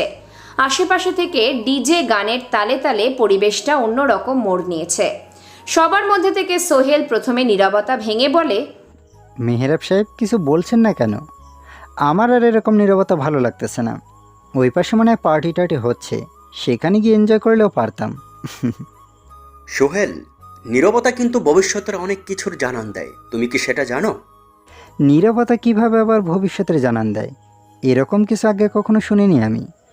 এই পৃথিবীতে এমন অনেক কিছু আছে যা মানুষ এখনো কিছুই জানে না। তাই তো বিজ্ঞানীরা সে অজানা তথ্যগুলো আমাদের সামনে তুলে ধরে। সেটা অবশ্যই ঠিক, তবে আমি এইসবের এখনো কিছুই জানি না। ভবিষ্যৎ নিয়ে কোনো চিন্তা নেই আবার। ভবিষ্যতের চিন্তা করা কিন্তু জ্ঞানী লোকের কাজ। তুমি কি মূর্খ কালিমুদ্দিন মিয়ার মতো পৃথিবীতে বাস করবে নাকি? আমি জানি আমার জীবনের কোনো নিশ্চয়তা নেই, তাহলে কেন আমি বোকার মতো ভবিষ্যৎ নিয়ে চিন্তা করব? তা অবশ্য ঠিক। খনি, মাস্তান, ডাকাত, চোর, হ্যাকার, এদের জীবনের কোনো নিশ্চয়তা নেই। এরা সবাই মৃত্যু নিয়ে খেলা করে। যখন তখন মৃত্যু তাদের গ্রহণ করে নিতে পারে। মেহরাব সাহেবের অনেক দিন হয়েছে রাফাতের সাথে কথা হয় না। আজ প্রায় 6 মাস পর সামনাসামনি বসে আছে দুজন, কিন্তু কেউ কারোর সাথে কথা বলছে না। মেহরাব সাহেব একজন সফল বিজনেসম্যান। তিনি শুধু এই সামান্য ছোট একটা শহরের ব্যবসায়ী না, সারা দেশের অন্যতম একজন শিল্পপতি তিনি। দেশে বিদেশেও অনেক খ্যাতি ছড়িয়ে আছে মেহরাব সাহেবের। এত বড় একটা মানুষ এমন সামান্য ধাবার মধ্যে বসে চা খাচ্ছে, ব্যাপারটা কেমন যেন অন্যরকম। আবার সামনে বসে আছে রাফাত, যাকে এই শহরের লোকেরা বোকা ক্ষেত এরকম পরিচয় চেনে। এমন একটা সাধারণ ছেলের সাথে মেহরাব সাহেবের মতো ক্ষমতাশালী ব্যক্তি দেখা করতে এসেছে। ব্যাপারটা খুবই হাস্যকর ছাড়া আর কিছু না। কিছুক্ষণ পর পর রাফাত আর মেহরাব সাহেবের চোখাচোখি হচ্ছে। এবার নিয়ে 3 বার এমন হলো। মেহরাব সাহেব আর চুপ করে থাকতে পারল না। রাফাতকে উদ্দেশ্য করে বলে, রাফাত, আমার উপর এখনো রেগে আছো? আজ অনেক দিন পর রাফাত মেহরাব সাহেবের মুখ থেকে নিজের নামটা শুনতে পেয়েছেন। মেহরাব সাহেব সবসময় রাফাতের সাথে মায়াবী কণ্ঠে কথা বলে। অন্যদের সাথে যেমন কঠোরভাবে কথা, তেমনি বিনয়ী কণ্ঠে রাফাতের সাথে তিনি কথা বলেন। এমন মধুর ডাক যে কেউ শুনলে তার মন নিমেষেই গলে যাওয়ার উপক্রম হবে। রাফাতের চেহারা দেখে তেমন মনে হচ্ছে না। রাফাতের চেহারায় ফুটে উঠছে বিরক্তির প্রতিচ্ছবি। সেটা আর কেউ লক্ষ্য না করলেও মেহরাব সাহেব ঠিকই লক্ষ্য করেছে। রাফাত মন ভুলানো একটা হাসি দেয়, প্রায় সময়ই সেই হাসিটা দেয়। যদি কোনো সাহিত্যিক বই পড়া মেয়ে এমন হাসি দেখে, তাহলে নিশ্চিত সে রাফাতের প্রেমের জালে ফেঁসে যাবে। রাফাত নরম গলায় বলতে থাকে, আমি কারোর সাথে সহজে রাগ করি না, আর রাগ করলেও সেটা যুক্তিগত কারণ লাগে। এখন আপনার প্রতি রাগ করার আমার তেমন কোনো বড় ধরনের কারণই দেখতে পাচ্ছি না। তাহলে এতদিন কথা বললে না যে? আগে তো আমার সাথে প্রায়ই কথা বলতে, এখন নয় কেন? রাফাত যখন কথা বলে তখন তার ঠোঁটের কোণে সবসময় হাসির রেখা থাকে। আজও মেহরাবের সাথে কথা বলার সময় তার ব্যতিক্রম হয়নি। এখন আপনার সামনে বসে থাকা রাফাত আর অতীতের সেই রাফাতের মধ্যে অনেক পার্থক্য। আমি কিছুদিনের ভিতরে নিজেকে অনেক পরিবর্তন করেছি। কারণ বলো কি কারণ নিজেকে এমন স্বাভাবিক পরিবর্তন করার? এই পৃথিবীতে বেঁচে থাকতে হলে আপনাকে নিজের উপর রাস্তা রাখতে হবে। কারণ অন্যের উপর বিশ্বাস করলে সবচেয়ে বড় ভুল করবেন। আমি তাই নিজেকে পরিবর্তন করে ফেলেছি। তবে আমি যা বুঝতে পারছি, তোমার পরিবর্তনটা কি আমাকে উপলব্ধি করে করতে হয়েছে? আপনি কি আমার আস্থা বিশ্বাস এগুলো ভেঙে দিয়েছেন? তাহলে কেন আপনার কারণে আমি নিজেকে পরিবর্তন করব? রাফাত, তুমি আগের থেকে এখন আরো বেশি বেশি রহস্যময় কথা বলো। এখনো কি সেই আগের বদ অভ্যাসটা আছে নাকি? অভ্যাসগুলো ভুলিনি, মনে আছে। কিন্তু এখন সেই অভ্যাসগুলো নিজের পরিবর্তনের ফাঁকে ফাঁকে হারিয়ে গেলে। দুজনের কথার মধ্যে থেকে সোহেল বলে ওঠে, আপনারা দুইজন চাইলে পরে কথা বলতে পারবেন, এখন গুরুত্বপূর্ণ কথায় আসেন। মেহরাব সাহেব, সামনে যে দুজন বসে আছে ওদের তো আগে কখনো দেখিনি। ওরা কারা? কেউ যদি কথার মাঝখানে কথা বলে এটা মেহরাব সাহেব খুবই অপছন্দ করেন। বলতে গেলে তিনি বেশ রেগে যান সেই ব্যক্তির ওপর। এখন মেহরাব সাহেবের বয়স বেড়েছে, তার সাথে সাথে নিজের রাগটাকে কমিয়ে এনেছে। তবুও অনেক সময় রাগটাকে কন্ট্রোল করতে পারে না। এবার তিনি সোহেলকে বলেন, আমি না হয় কথা বলতে পারবো, কিন্তু রাফাত কি আমার সাথে পরে কথা বলবে? সেটা নিয়ে আপনাকে ভাবতে হবে না। আজকে যখন রাফাতের সাথে আপনার দেখা করিয়ে দিতে পেরেছি, তাহলে তো কথা বলা এটা কোনো বিষয়ই না। এখন সামনে বসে থাকা অপরিচিত দুই ব্যক্তির পরিচয় দেন। সোহেল, তুমি এত অস্থির হচ্ছ কেন? আমি সবার সাথে তোমাদের পরিচয় করিয়ে দেব, তার আগে রাফাতের সাথে কথা শেষ করে নেই। আমার সাথে আপনি পরে কথা বলতে পারবেন, এখন তাড়াতাড়ি কাজের কথা বলেন। আমি এখানে বেশিক্ষণ থাকতে পারবো না। কিন্তু রাফাত, এখন সামনাসামনি বললে ভালো হতো। পরে না হয় আরেকদিন সামনাসামনি বসে কথা বলবো। যেমনটা তোমার ইচ্ছে। মেহরাব সাহেব ওনার পাশে বসে থাকা লোকটার পরিচয় দিতে শুরু করেন। তারপরই, মোশাররফ চৌধুরী বাংলাদেশের অন্যতম ব্যবসায়ী। ওনার জাহাজের ব্যবসা আছে, প্রতিটা নদীর বন্দরে 6 থেকে 7টা জাহাজ আছে ওনার। মেহরাব সাহেবের কথা শুনে রাফাত মোশাররফ সাহেবের দিকে তাকায়। তিনি নিজের মুখটাকে গম্ভীর করে রেখেছেন। বড় বড় বিজনেসম্যানরা সবসময় গম্ভীর হয়ে থাকেন। তারা গম্ভীর না হলেও নিজেকে গম্ভীর স্বভাবে রাখতে হয়। কিন্তু ব্যাপারটা মোশাররফ সাহেবের ক্ষেত্রে আলাদা। ওনাকে দেখেই মনে হয় তিনি গাম্ভীর্যের সঙ্গে জন্মগ্রহণ করেছেন। পৃথিবীতে এমন সকল ব্যক্তিরা হাসি খুশি পছন্দ করেন না, আবার কান্নাকাটিও পছন্দ করেন না। রাফাত খুব কঠিন দৃষ্টিতে মোশাররফ সাহেবকে পর্যবেক্ষণ করছে। এমনভাবে পর্যবেক্ষণ করছে দেখে মনে হচ্ছে রাফাত কোনো গুরুত্বপূর্ণ জিনিস ক্রয় করতে এসে ভালো করে দেখে নিচ্ছে জিনিসটা ভালো না খারাপ। রাফাতের এমন চাহনিতে মোশাররফ সাহেব বিরক্ত। তবুও তিনি এখন কিছু বলতে পারবেন না। কোনো অচেনা অজানা ব্যক্তি তাকিয়ে থাকলে হুটহাট করে কিছু বলা যাবে না। আগে বুঝতে হবে লোকটা চান কি, কেন তাকিয়ে আছে এমন করে। তারপর জিজ্ঞেস করলেও সমস্যা নেই। অনেকক্ষণ হয়ে গেছে কিন্তু কেউ কিছু বলছে না। এটা দেখে মোশাররফ সাহেব নিজের ডান হাতটা রাফাতের দিকে এগিয়ে বলে, আমি মোশাররফ চৌধুরী। রাফাত নিজের হাত বাড়ায় না। এতে করে মোশাররফ সাহেব অনেকটা অপমান বোধ করে, তবুও কিছু করার নেই। সামনে যে বসে আছে তার সম্পর্কে মোশাররফ সাহেব ভালো করেই জানে। রাফাতের হাত না মিলানোটা মেহরাব সাহেব লক্ষ্য করেছেন, তাই তিনি বলেন, রাফাত, তোমার সাথে মোশাররফ সাহেব একটা ডিল করতে এসেছে। কেমন ডিল? মোশাররফ সাহেবের 5টা জাহাজ আটকে আছে, তুমি যদি কোনো ব্যবস্থা করে দিতে তাহলে ভালো হতো আর কি। আমি কি রাস্তাঘাটে ঘোরাঘুরি কোনো পাতি মাস্তান যে ওনার জাহাজ আটকে পড়ে আছে? আমি যে ধমক দিলেই সেরে দিবে? রাফাত, তুমি যাবে কেন? একটা ফোনই তো যথেষ্ট। আর তাছাড়া কাজটা করার জন্য মোশাররফ সাহেব ছোট একটা অ্যামাউন্টের ব্যবস্থা করে রেখেছে। টাকা কত? এখানে 50 লাখ টাকা রয়েছে, কাজ শেষ হয়ে গেলে আরো 50 পেয়ে যাবে। আমি বলি কি, টাকাটা আপনি রেখে দিন আর কাজটা আপনি করে দেন। কেন রাফাত, টাকা কি কম হয়ে গেল? টাকার পরিমাণটা ঠিক আছে, কিন্তু টাকা দেওয়ার সিস্টেমটা আমার ভালো লাগেনি। ভালো লাগেনি কিন্তু সেটা কেন? আর তুমি টাকা কোন সিস্টেমে নিতে চাও সেটা বলো আমাদেরকে। মেয়র সাহেব, আপনি জানেন না আমি কেমন ধরনের ব্যক্তি। আর কি যেন নাম, মোশাররফ। মোশাররফ সাহেবের কাজ কালকের মধ্যেই হয়ে যাবে, সেটার জন্য এখনই আমাকে 1 কোটি টাকা দিতে হবে। মেহরাব সাহেব রাফাতের কথাটা শোনা মাত্র মোশাররফকে কি যেন ইশারা দিল, আর মোশাররফ সাহেব নিচ থেকে একটা কালো কালারের ব্রিফকেস উঠিয়ে টেবিলের উপর রাখে। মেহরাব সাহেব মুচকি হেসে বলে, এখানে বসে থাকা সবগুলো লোকের কাছে পাহাড় সমপরিমাণ টাকা আছে, চাইলেই যে কোনো কিছু করে ফেলতে পারে। মোশাররফ সাহেব নিজের সিগারেটে ছোট করে একটা টান দেয়, ধোঁয়াগুলো নিচের দিকে ছেড়ে দিয়ে বলে, রাফাত, এক জায়গায় বসে 10-15 কোটি টাকা দেওয়া আমার জন্য কোনো ব্যাপার না, তবে কালকের মধ্যে যে আমার কাজটা হয়ে যাবে এটার নিশ্চয়তা কি? মোশাররফ সাহেবের কথা শুনে রাফাত মুচকি হেসে পিছন থেকে একটা পিস্তল বের করে টেবিলের উপর রাখে। রাফাতের সামনে বসে থাকা 3 জন ব্যক্তি ভয় পেয়ে গেছে। মেহরাব সাহেব রাফাতকে বলে, কি হচ্ছেটা কি রাফাত? এটা পিস্তল বের করলে কেন? পিস্তলটা এখান থেকে আগের জায়গায় নিয়ে রাখো। একটা সামান্য ছোট্ট পিস্তল দেখে ভয় পেলেই চলবে? রাফিয়ান সিটিতে কিন্তু শুধু পিস্তল আর মাইন্ড গেম চলে। এখন বলি মোশাররফ সাহেব, এই পিস্তলটা আমার সবচেয়ে বেশি পছন্দের একটা পিস্তল। আমি সহজে এই পিস্তলটা ব্যবহার করি না, এটার মধ্যে 9টা বুলেট আছে। কালকে যদি আপনার কাজ না হয় তাহলে সবগুলো বুলেট আপনি আমার মাথায় মারবেন। মোশাররফ সাহেব মুচকি হাসে। এই হাসিটা প্রায় অনেকক্ষণ পর হেসেছেন তিনি। মানুষের ভিতর যখন কোনো কিছু পাওয়ার আকুল আকাঙ্ক্ষা থাকে তখনই মানুষ এমন করে হাসে। মোশাররফ সাহেব নিজের কোটের পকেট থেকে একটা চেকবুক বের করে 1 কোটি টাকার একটা চেক রাফাতের দিকে এগিয়ে দেয়। রাফাতও প্রতি উত্তরে একটা মুচকি হাসি দেয়। মোশাররফ সাহেব রাফাতের সামনে থাকা পিস্তলটা হাতে নিয়ে বলে, অনেকদিন হয়ে গেছে পিস্তল চালানো হয় না, হাতটা কেমন যেন করছে, কালকে একটু প্র্যাকটিস করতে হবে।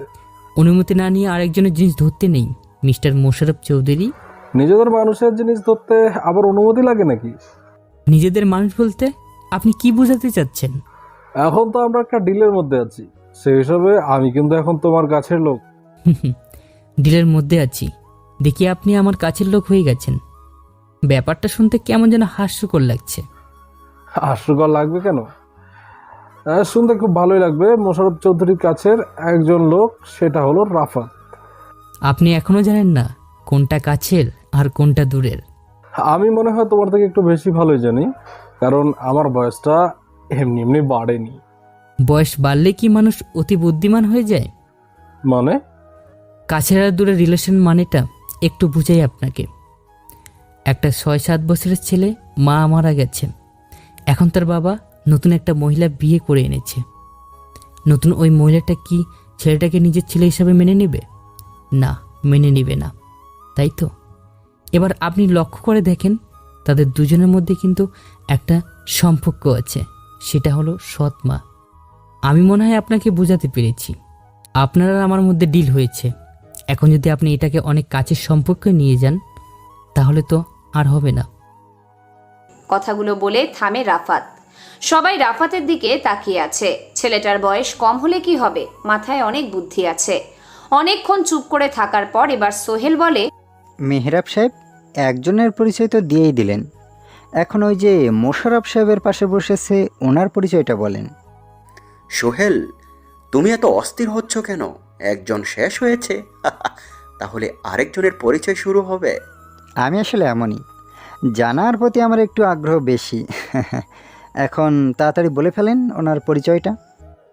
মেহরাব আর সোহেলের কথার মাঝখান থেকে মোশাররফ সাহেব বলে ওঠে, পরিচয়টা না হয় আমি দিই।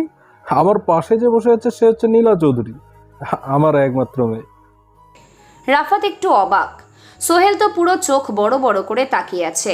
রাফাত অনেকক্ষণ যাবৎ লক্ষ্য করেছে সোহেল নীলার দিকে অন্যরকম দৃষ্টিতে যেন আছে। অনেক সময় দেখা যায় ছেলেরা যখন একটা মেয়েকে পছন্দ করে তখন সেই ছেলেটা মেয়েটার দিকে তাকিয়ে থাকে। সোহেলের চোখে নীলার প্রতি এখন রাফাত এই দৃষ্টিটাই উপলব্ধি করতে পারছে।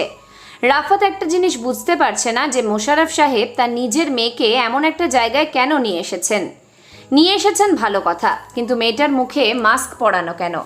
যেহেতু সে এসেছে রাফিয়ানের আড্ডায়, তাহলে তো একটু রহস্যময়ী হয়ে আসতেই হবে।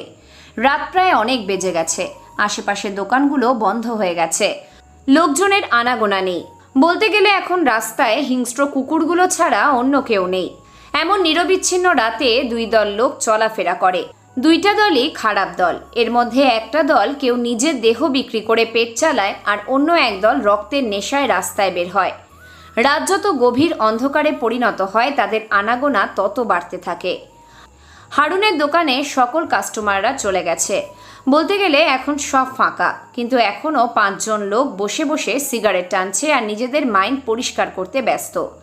নীলার চোখজোড়া অন্য টাইপের, হালকা নীল, নামের সাথে চোখজোড়ার খুব মিল। রাফাত বসা থেকে উঠে দাঁড়ায়, মুখে লেগে আছে জ্বলন্ত সিগারেট। রাফাতের উঠে যাওয়া দেখে মেহরাব সাহেব ঠোঁটের কোণার থেকে সিগারেটটা হাতে নেয়। মোশাররফ সাহেবের দৃষ্টিও রাফাতের উপর, কিন্তু পাশে বসে থাকা সোহেল আর নীলার দৃষ্টি অন্য কোথাও নেই। দুজন দুজনের চোখের পলকে হারিয়ে যাচ্ছে। রাফাত সোহেলকে আস্তে করে ধাক্কা দেয়। সোহেল বিরক্তিকর দৃষ্টিতে রাফাতের দিকে তাকায়। এবার মেহরাব সাহেবও উঠে দাঁড়ায়। মোশাররফ সাহেব আবার বসে থাকবে কেন? তিনিও বসা থেকে উঠে দাঁড়ান। মেহরাব সাহেব রাফাতকে উদ্দেশ্য করে বলে, তাহলে এই কথাই রইল রাফাত, বাকি কথা অন্য আরেক দিন, ওকে? আমারও একই কথা। তবে রাফাত, তোমার কাজটা যেন কালকে হয়ে যায়। তোমার জন্য আমি অপেক্ষার প্রহর গুনতে থাকবো। রাফাত একগাল মুচকি হাসে। পাশে থেকে সোহেল বলে, ডিল যেহেতু করেছেন রাফাতের সাথে, তাহলে কাজটা রাফাত নিজের কাজ মনে করেই করবে। আর রাফাতের কাজ মানে থাক, সেটা আর নাই বললাম। তবুও মানুষের প্রতি বিশ্বাসটা আমার একটু কমই আছে। রাফাত চেয়ারটা সরিয়ে সামনে এগিয়ে যায়। একটু গিয়ে আবার পিছন ফিরে তাকায়। ঠোঁটের কোণে সিগারেট, নাক দিয়ে ধোঁয়াগুলো ছাড়ছে। বি দিয়ে আমার নাম শুরু হয় না। বি পজিটিভ আমার রক্তের গ্রুপ নয়, গণিতে আমি গেটও নয়। এটা আমার প্রিয় একটা সংখ্যা। আমি যেটা বন্ধ করার জন্য হাত দিই, সেখানেই সমাপ্তি ঘটে। রাফাত সেখানে আর দাঁড়ায় না। মুখে জ্বলন্ত সিগারেটটা রেখে সেটা টানতে টানতে বেরিয়ে যায়। রাত যত গভীরে যাবে, শীতের প্রকোপ তত বাড়তে থাকবে। সকাল 9টার শেষের দিকে 10টার শুরু। রাফাত জোরে জোরে হেঁটে ক্যাম্পাসে প্রবেশ করে। রাফাত আজকে ক্লাস মিস করতে চায় না, কারণ গত 2টা ক্লাস সে মিস করেছে। আবার সেটা আশরাফ স্যারের ক্লাস। তিনি কখনো ক্লাস মিস দেওয়া স্টুডেন্টদের পছন্দ করেন না।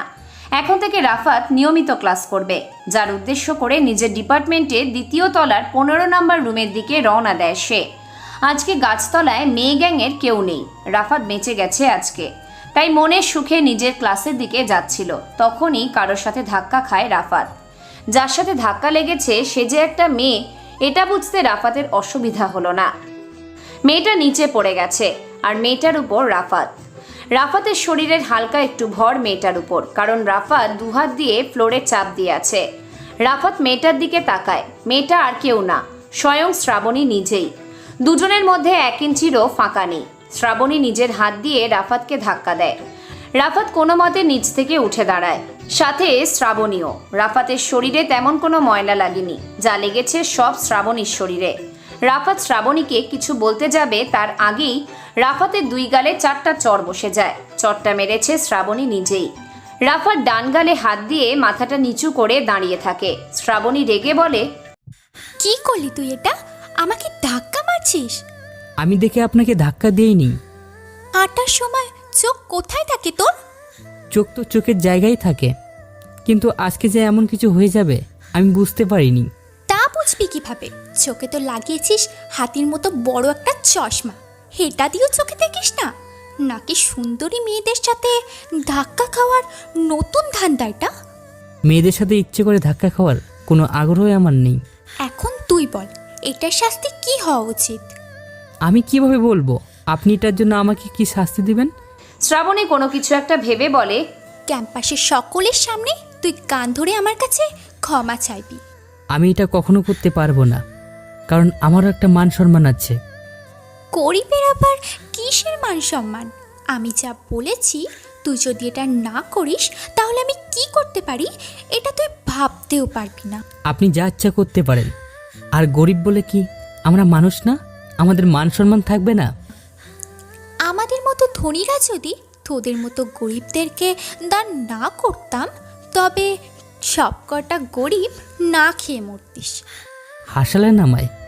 এবার আপনি শুনে রাখেন, আমাদের মতো গরিবরা যদি আপনাদের কাজ না করে দিত তাহলে নিজেদের কাজ আপনাদের নিজেকেই করতে হতো। তাই গরিবদের সম্মান করতে শিখুন। সে যাই হোক, গরিবের চিন্তা করার আমার কোনো প্রয়োজন নেই।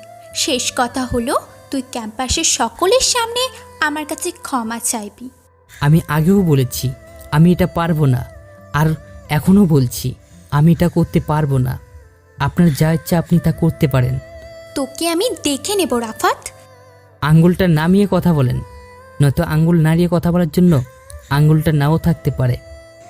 রাফাত কথাটা বলে একটা মুচকি হাসি দিয়ে শ্রাবণীর থেকে দূরে চলে যায়। তারপরই আশরাফ স্যার ক্লাসে গুরুত্বপূর্ণ লেকচার দিচ্ছেন। রাফাত এসে ক্লাসের দরজার সামনে দাঁড়িয়ে যায়। মাথাটা নিচু করে ইনোসেন্ট ভাব নিয়ে দাঁড়িয়ে আছে। স্যার, ভিতরে আসবো? রাফাত একটু আস্তে করেই কথাটা বলে, কিন্তু আশরাফ স্যার নিজের মতো করে লেকচার দিয়েই যাচ্ছেন। রাফাত বিরক্ত বোধ করে, আবারও একটু জোরে বলে, স্যার ভিতরে আসবো কি? রাফাতের এমন জোর গলার শব্দের আওয়াজে আশরাফ স্যার চমকে উঠে ক্লাসের দরজার দিকে তাকায়। রাফাত দাঁড়িয়ে আছে। স্যার রাফাতের দিকে এগিয়ে যায়। ক্লাসে আসবে, এটা একটু শব্দ কম করে বললে আমি কি শুনতে পেতাম না? স্যার, আমি আপনাকে আস্তে করে ডাক দিয়েছিলাম, কিন্তু আপনি মনে হয় শুনতেই পাননি।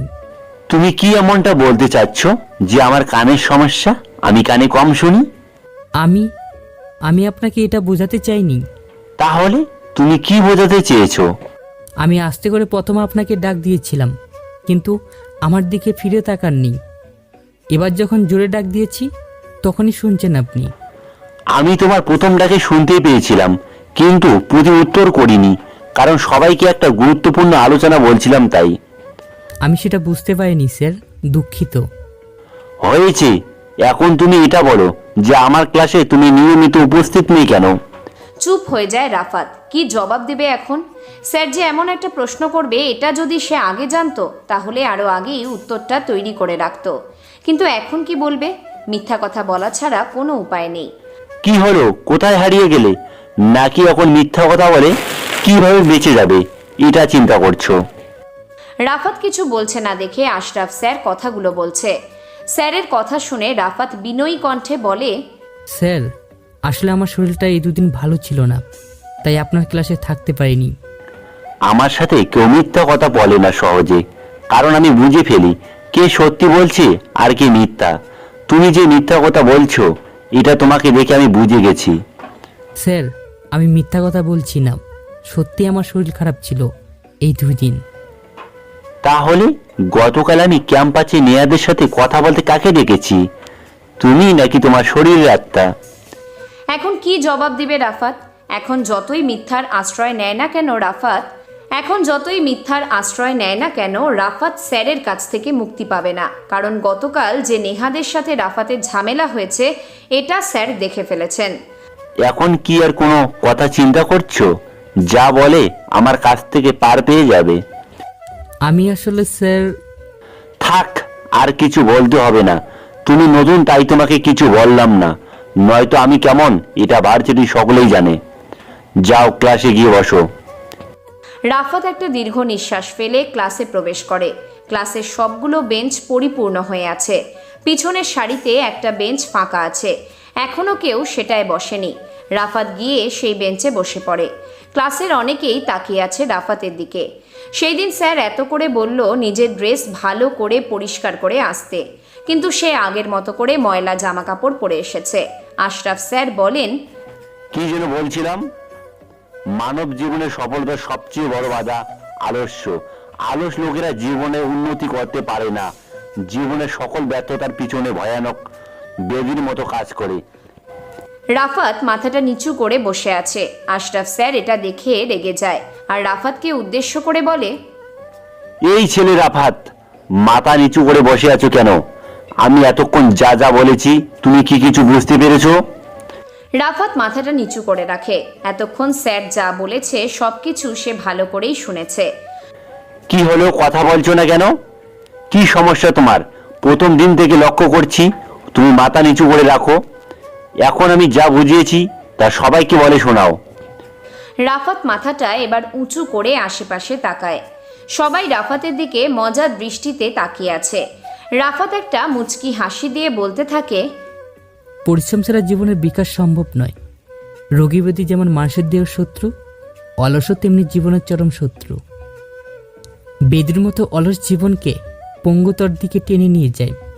জীবনের সর্বনাশ মূল হলো এই অলস। কর্মময় জীবন সফলতার চাবিকাঠি ব্যক্তিগত জীবনে যেমন তেমনি জাতীয় জীবন ও কাজেও অগ্রগতির পথ প্রদর্শক। এক নিঃশ্বাসে কথাগুলো বলে থামে রাফাত। আশরাফ স্যার অবাক হয়ে যায় রাফাতের এমন কথায়। ক্লাসের বাকিরাও স্যারের মতো অবাক, কেননা রাফাত অনেকটা আলাদা করে কথাগুলো বলেছে। কেউ ভাবতে পারেনি রাফাতের মতো এমন একটা বোকা ছেলে এত বড় কথার জবাব দিতে পারবে। আশরাফ স্যার বলে, তুমি এগুলো কিভাবে বললে? বাইরেও অভিন্ন রূপ, ভিতরেও পরিচয় অভিন্ন রূপ বহন করে না। চরিত্রের প্রকাশ চেহারায় পরিপুষ্ট হয়। এই প্রচলিত ধারণাটি থাকলে বিশ্বাসটা যথাযথ নয়। আমি বাইরে থেকে যেমনই হই না কেন, আপনার সামনে ভিতরে থেকে আমি নিজে নিজে ঠিক আছি।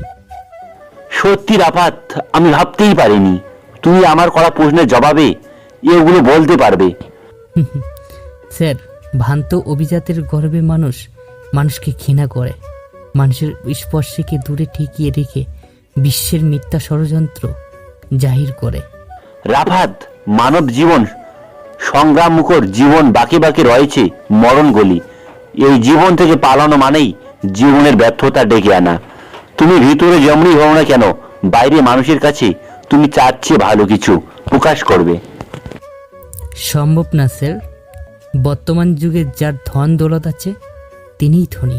তবে ধনীর যদি মন ছোট হয় তাহলে তিনি ধনী হয়ে প্রকৃত মানুষ বলে গণ্য হতে পারেন না।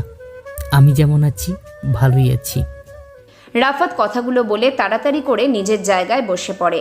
আশেপাশে স্টুডেন্টরা কেউই রাফাতকে ভালো চোখে দেখছে না, কারণ ক্লাসে উপস্থিত কম বেশি সবাই ধনী পরিবারের ছেলে। রাফাতের কথাগুলো এমনিতেই তাদের শরীরে লাগার মতো। ক্যাম্পাসের মাঠে কোনো কিছু একটা নিয়ে ঝামেলা চলছে, যার কারণে বাইরের লোকজনের জোরে জোরে কথোপকথনগুলো ক্লাসের ভিতর সমস্যা করছে। স্যার কিছু বলতে যাবে, আবারও সেই একই আওয়াজ। রাফাত যেখানে বসে আছে সেখানে একটা জানালা আছে। সেই জানালা দিয়ে সে বাইরের দিকে তাকায়। ক্যাম্পাসের পুকুর দেখা যাচ্ছে। রাফাতের ক্লাসটা একেবারে পুকুরের পাশে, তাই সেখান থেকে মাঠের অবস্থা দেখা যাবে না। আশরাফ স্যার ক্লাস থেকে বেরিয়ে যায়। এমন চিৎকার চেঁচামেচির শব্দে ক্লাস করানো যায়? ক্লাস পুরো ফাঁকা হয়ে গেছে। একমাত্র রাফাতই বসে আছে। রাফাত উঠে দাঁড়ায়। কালো কালারের ব্যাগটা কাঁধে নিয়ে ক্যাম্পাসের মাঠের দিকে যায়। এই ছেলে, তুই এদিকে আয়। রাফাত দাঁড়িয়ে যায় কথাটা শুনে। ক্লাস শেষ করে রাফাত যখন ক্যাম্পাসের মাঠের দিকে যায় তখন সে দেখতে পায় 10-15টা ছেলে নিজেদের মধ্যে কথোপকথন করছে, আর অন্য একটা মধ্যবয়সী ছেলে কালো কালারের গাড়ির উপর আরাম করে বসে আছে, পাশে রাখা হ্যান্ড মাইক। রাফাত পিছনের দিকে তাকাবে কি তাকাবে না এটা নিয়ে সে বেশ কনফিউজড। কাকে ডাকলো এমন করে রাফাত বুঝতে পারছে না, তাই সে আবারও সামনের দিকে হাঁটা ধরে, কিন্তু আবারও সেই একই ডাক। তোকেই ডাকছি, পোকার মতো করে চলে যাচ্ছিস কেন? এদিকে আয়। রাফাত পিছনে ফিরে তাকায়। চিকেন তন্দুরির আকৃতির মতো সজীব নামের একটা কালো রঙের ছেলে রাফাতকে ডাকছে। রাফাত গুটি গুটি পায়ে সজীবের সামনে এসে দাঁড়ায়। নিতান্তই রাফাতের মাথাটা হালকা নিচু করা। তুই চলে যাচ্ছিস কেন? সবাই দাঁড়িয়ে রয়েছে, তুই কেন চলে যাচ্ছিস? বাসায় গুরুত্বপূর্ণ একটা কাজ আছে, তাই চলে যাচ্ছিলাম। সাকিব ভাই কি বলল, তুই কি শুনতে পাসনি? সাকিব ভাইকে? রাফাতের কথা শুনে আশেপাশে থাকা ছেলেগুলো হাসতে থাকে। সজীব রাফাতের শার্টের কলার চেপে ধরে। রাফাত চোখ জোড়া হালকা লাল করে, এমনভাবে যেন রাফাতের কলার কেউ ধরে থাকুক এটা সে পছন্দ করে না। রাফাত বিনয়ী কণ্ঠে বলে, কলারটা ছেড়ে কথা বললে ভালো হতো। কেন রে? কলার ধরেছি বলে কি ভালো লাগতেছে না? কলারটা ছেড়ে বলেন সাকিব ভাইকে। এই ভার্সিটিতে পড়িস আর সাকিব ভাইকে চিনিস না? ভালো তেরামাল তো তুই। আরে বোকা ছেলে, ওইকে তাকে দেখ, গায়ের উপর যে বসে আছে সেটাই সাকিব ভাই, এ বাসটির ফিফি। হ্যাংলা টাইপের রাকিব নামের ছেলেটার কথা শুনে রাফাত মাঠের পূর্ব পাশে তাকায়। কালো কালারের দামি গাড়ির উপর আরাম করে যে বসে আছে একটা ছেলে, তাহলে এটার নামই সাকিব। কিন্তু এই ক্যাম্পাসে তো সাকিবকে আগে কখনো দেখেনি রাফাত। তাহলে কিরে, তুই এমন করে তাকিয়ে থাকিস কেন? কিছু বুঝিস না নাকি? আরে দেখিস না কি ধরনের জামাকাপড় পরে আছে ভাষাতে, দেখতেও কেমন জানি খ্যাত খ্যাত একটা ভাব আছে। রাফাত রাকিবের কথা শুনে মুচকি হাসে। মানুষের গালমন্দ শুনতে রাফাতের খুব একটা খারাপ লাগে না। পৃথিবীতে এমনও মানুষ আছে যে কিনা নিজের সম্পর্কে খারাপ কথা শুনে খুশি হয়, আর হবেই না কেন। রাফাত যেমন জামা কাপড় পরেছে, মানুষকে এমন কাপড় চোপড় দেখে ভালো কিছু বলবে, এগুলোই ভাবছিল রাফাত। তখনই সজীব রাফাতের ডান গালে কষে একটা চড় মারে। আজকে 3টা চড় পড়েছে রাফাতের এই ডান গালে। সকালে 2টা মেরেছে শ্রাবণী, আর এখন মেরেছে সজীব নামের ছেলেটা। কিন্তু রাফাতের কিছু করার নেই, হাত দুটো বাঁধা, কি আর করতে পারে? আবার চাইলেই অনেক কিছু করতে পারে। চটটা কেন মেরেছি জিজ্ঞেস করবি না? হয়তো এটার পিছনে কোনো না কোনো উদ্দেশ্য আছে, কিন্তু আমি অন্যের উদ্দেশ্য জানতে চাই না। বোকার মতো থাকলে কি হবে?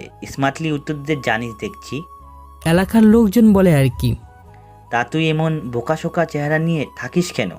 তোকে দেখে কিন্তু এমন মনে হয় না।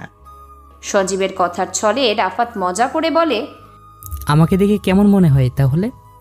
তোর মধ্যে গরিব গরিব একটা ভাব আছে, কিন্তু তুই যেভাবে কথা বলিস এটা গরিবের মতো না। কথার মধ্যে স্মার্টলি একটা বড়লোক ভাব পাওয়া যায়। আমি এমনই, তবে আপনি কিন্তু আবার আমাকে গরিব ছাড়া অন্য কিছু ভাববেন না। কেন, আমার ভাবাটা কি ভুল? অবশ্যই ভুল, কেননা আপনি আমাকে নিয়ে এত বড় কিছু চিন্তা করতে পারেন না, কারণ আমি অত বড় নই। ছোট্ট অতি ক্ষুদ্র একটা ব্যক্তি মানুষ আমি। এই সাকিব ভাই ডাকে তোকে। কাকে? আমাকে? তাই না তো কাকে? আমাকে। দেখেন ভাই, আমার সুন্দর একটা নাম আছে, সেটা হলো রাফাত। আমাকে এই নামে ডাকলে খুশি হব। এত কথা না বলে ভাই কেন ডাকছে শুনে আয়। রাফাত আশেপাশে তাকায়। বাকি ছেলেগুলো মাঠের এক কর্নারে দাঁড়িয়ে দাঁড়িয়ে নিজেদের মধ্যে কি যেন বলছে। এগুলো শোনার টাইম নেই রাফাতের। সে এখন সাকিবের সাথে কথা বলতে যাবে। রাফাতকে আসতে দেখে সাকিব গাড়ির উপর থেকে নেমে দাঁড়ায়। তার ঠোঁটের মধ্যে লেগে থাকা সিগারেটের ছোট অংশটুকু নিচে ফেলে দেয়। সে রাফাতের সামনে এসে দাঁড়ায়। কি নাম তোর? জি ভাই, রাফাত আহমেদ। নামটার সাথে তোর তেমন একটা মিল খায় না। যদি তোর নামটা করিম হতো তাহলে নামের সাথে চেহারার ড্রেস আপের মিল হতো, কিন্তু তোর ভাগ্যটাই খারাপ, এমন একটা সুন্দর নামের সাথে তোকে মানালো না। আমার কিছু করার নেই, বাবা মা আমার নামটা পছন্দ করে রেখেছেন। সাকিব রাফাতের চোখ থেকে মোটা ফ্রেমের চশমাটা খুলে নেয়। কাঁচের মধ্যে 2টা ফু দিয়ে সেই চশমাটা নিজের চোখে লাগায়। তোর আর কিছু পছন্দ না হলেও চশমাটা আমার কাছে বেস্ট লেগেছে, আমাকে চশমাটা দিয়ে দে। আমি আমার চশমা ছাড়া ভালো করে দেখতে পাই না। কালকে এরকম একটা চশমা আপনাকে এনে দিব। আমার অন্য চশমা লাগবে না, এটাই আমার পছন্দ হয়েছে, এটাই নিব আমি। কিন্তু ভাইয়া, আমি চশমা ছাড়া বাসায় যাব কি করে? আমি চশমা ছাড়া ভালো করে কিছু স্পষ্ট দেখতে পাই না। তুই এক কাজ করতে পারিস, গাড়ির উপরে আমার যে কালো কালারের চশমাটা আছে তুই ওটা নিয়ে যা, অনেক দামি কিন্তু সেটা। তোর এই মোটা ফ্রেমের চশমা বেচেও আমার চশমার দাম দিতে পারবি না। এখন বল কোনটা চাস তুই? আমি আমার চশমাটাই চাই, অন্যের চশমা পরার ক্ষমতা এখন আমার হয়নি। আর তাছাড়া কালো চশমা দিয়ে আমি কিছুই দেখতে পাবো না। এগুলো বাদ দে, চশমা পরে এক সময় তুই আমার কাছ থেকে নিয়ে যাবি। এখন এটা বল যে ক্যাম্পাস থেকে তো অনেকেই রাজনীতিতে যোগ দিতে যাচ্ছে, তুই কি যোগ দিবি? আমি রাজনীতি বিশ্বাস করি না। আর তাছাড়া গ্রাম থেকে মা বাবা আমাকে পড়াশোনা করার জন্য পাঠিয়েছেন, রাজনীতি করতে নয়। কালকে একটা মিছিল আছে, তুই চলে আসবি। আর যদি না আসিস তাহলে কি হবে এটা তুই ভাবতে পারবি না। তারপরই রাফাত সাকিবকে আর কিছু না বলে মুচকি একটা হাসি দিয়ে নিজের মোটা ফ্রেমের চশমাটা নিয়ে চলে আসে।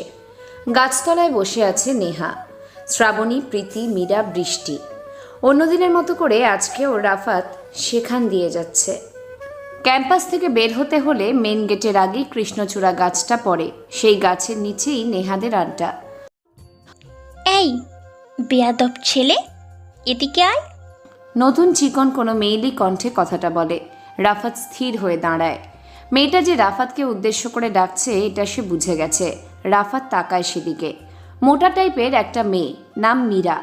অতটা মোটা না সে, তবে দূর থেকে দেখলে মোটা বোঝা গেলেও কাছ থেকে অতটা মোটা বোঝা যায় না।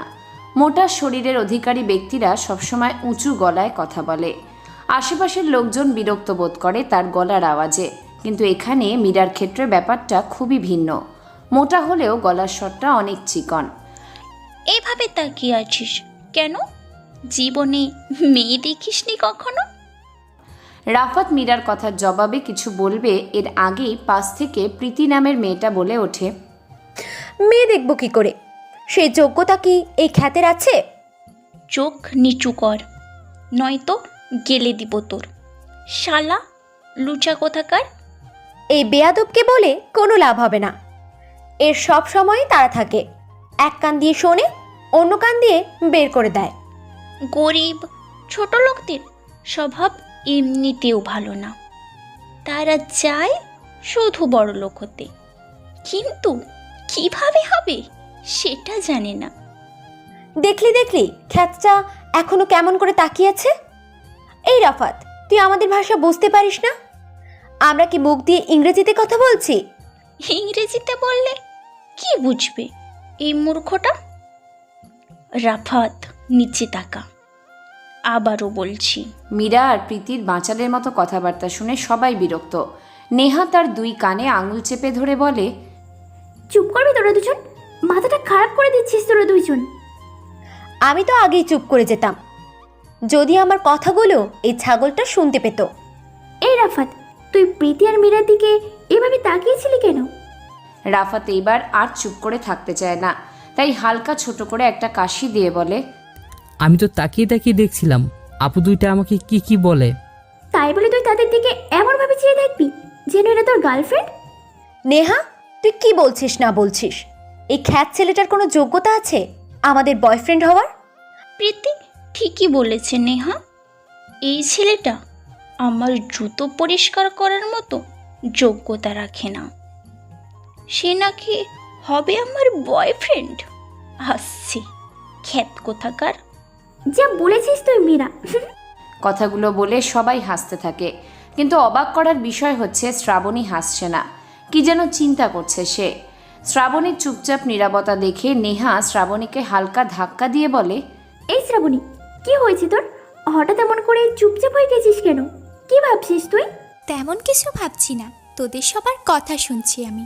কিছু না ভাবলে আমাদের সাথে হাসলি না কেন? তুই তেমন মেয়ে না। কি হয়েছে বল আমাদেরকে। বললাম তো তেমন কিছু না। তেমন কিছু যে একটা, সেটা বল। তুই এমন কেন করছিস নেহা? আমি বললাম তো আমার কিছু হয়নি, ঠিক আছি আমি। বাদ দে নেহা, শ্রাবণীর সমস্যার কথা পরে শুনতে পারবো। এখন এই খ্যাত ছেলেটাকে কিছু বল। রাফাত, এখন সাকিব ভাই তোকে ডেকে নিয়ে কি বলেছে? রাফাত এতক্ষণ লক্ষ্য করছিল শ্রাবণী সবার সাথে হাসছিল না। কি ব্যাপার? শ্রাবণীর কি হয়েছে? কি নিয়ে এত ভাবছি সে? সকালে যখন রাফাতের সাথে কথা বলেছে তখন তো ভালোই ছিল, এখন আবার এমন করে চুপ মেরে বসে আছে কেন জানা নেই রাফাতের।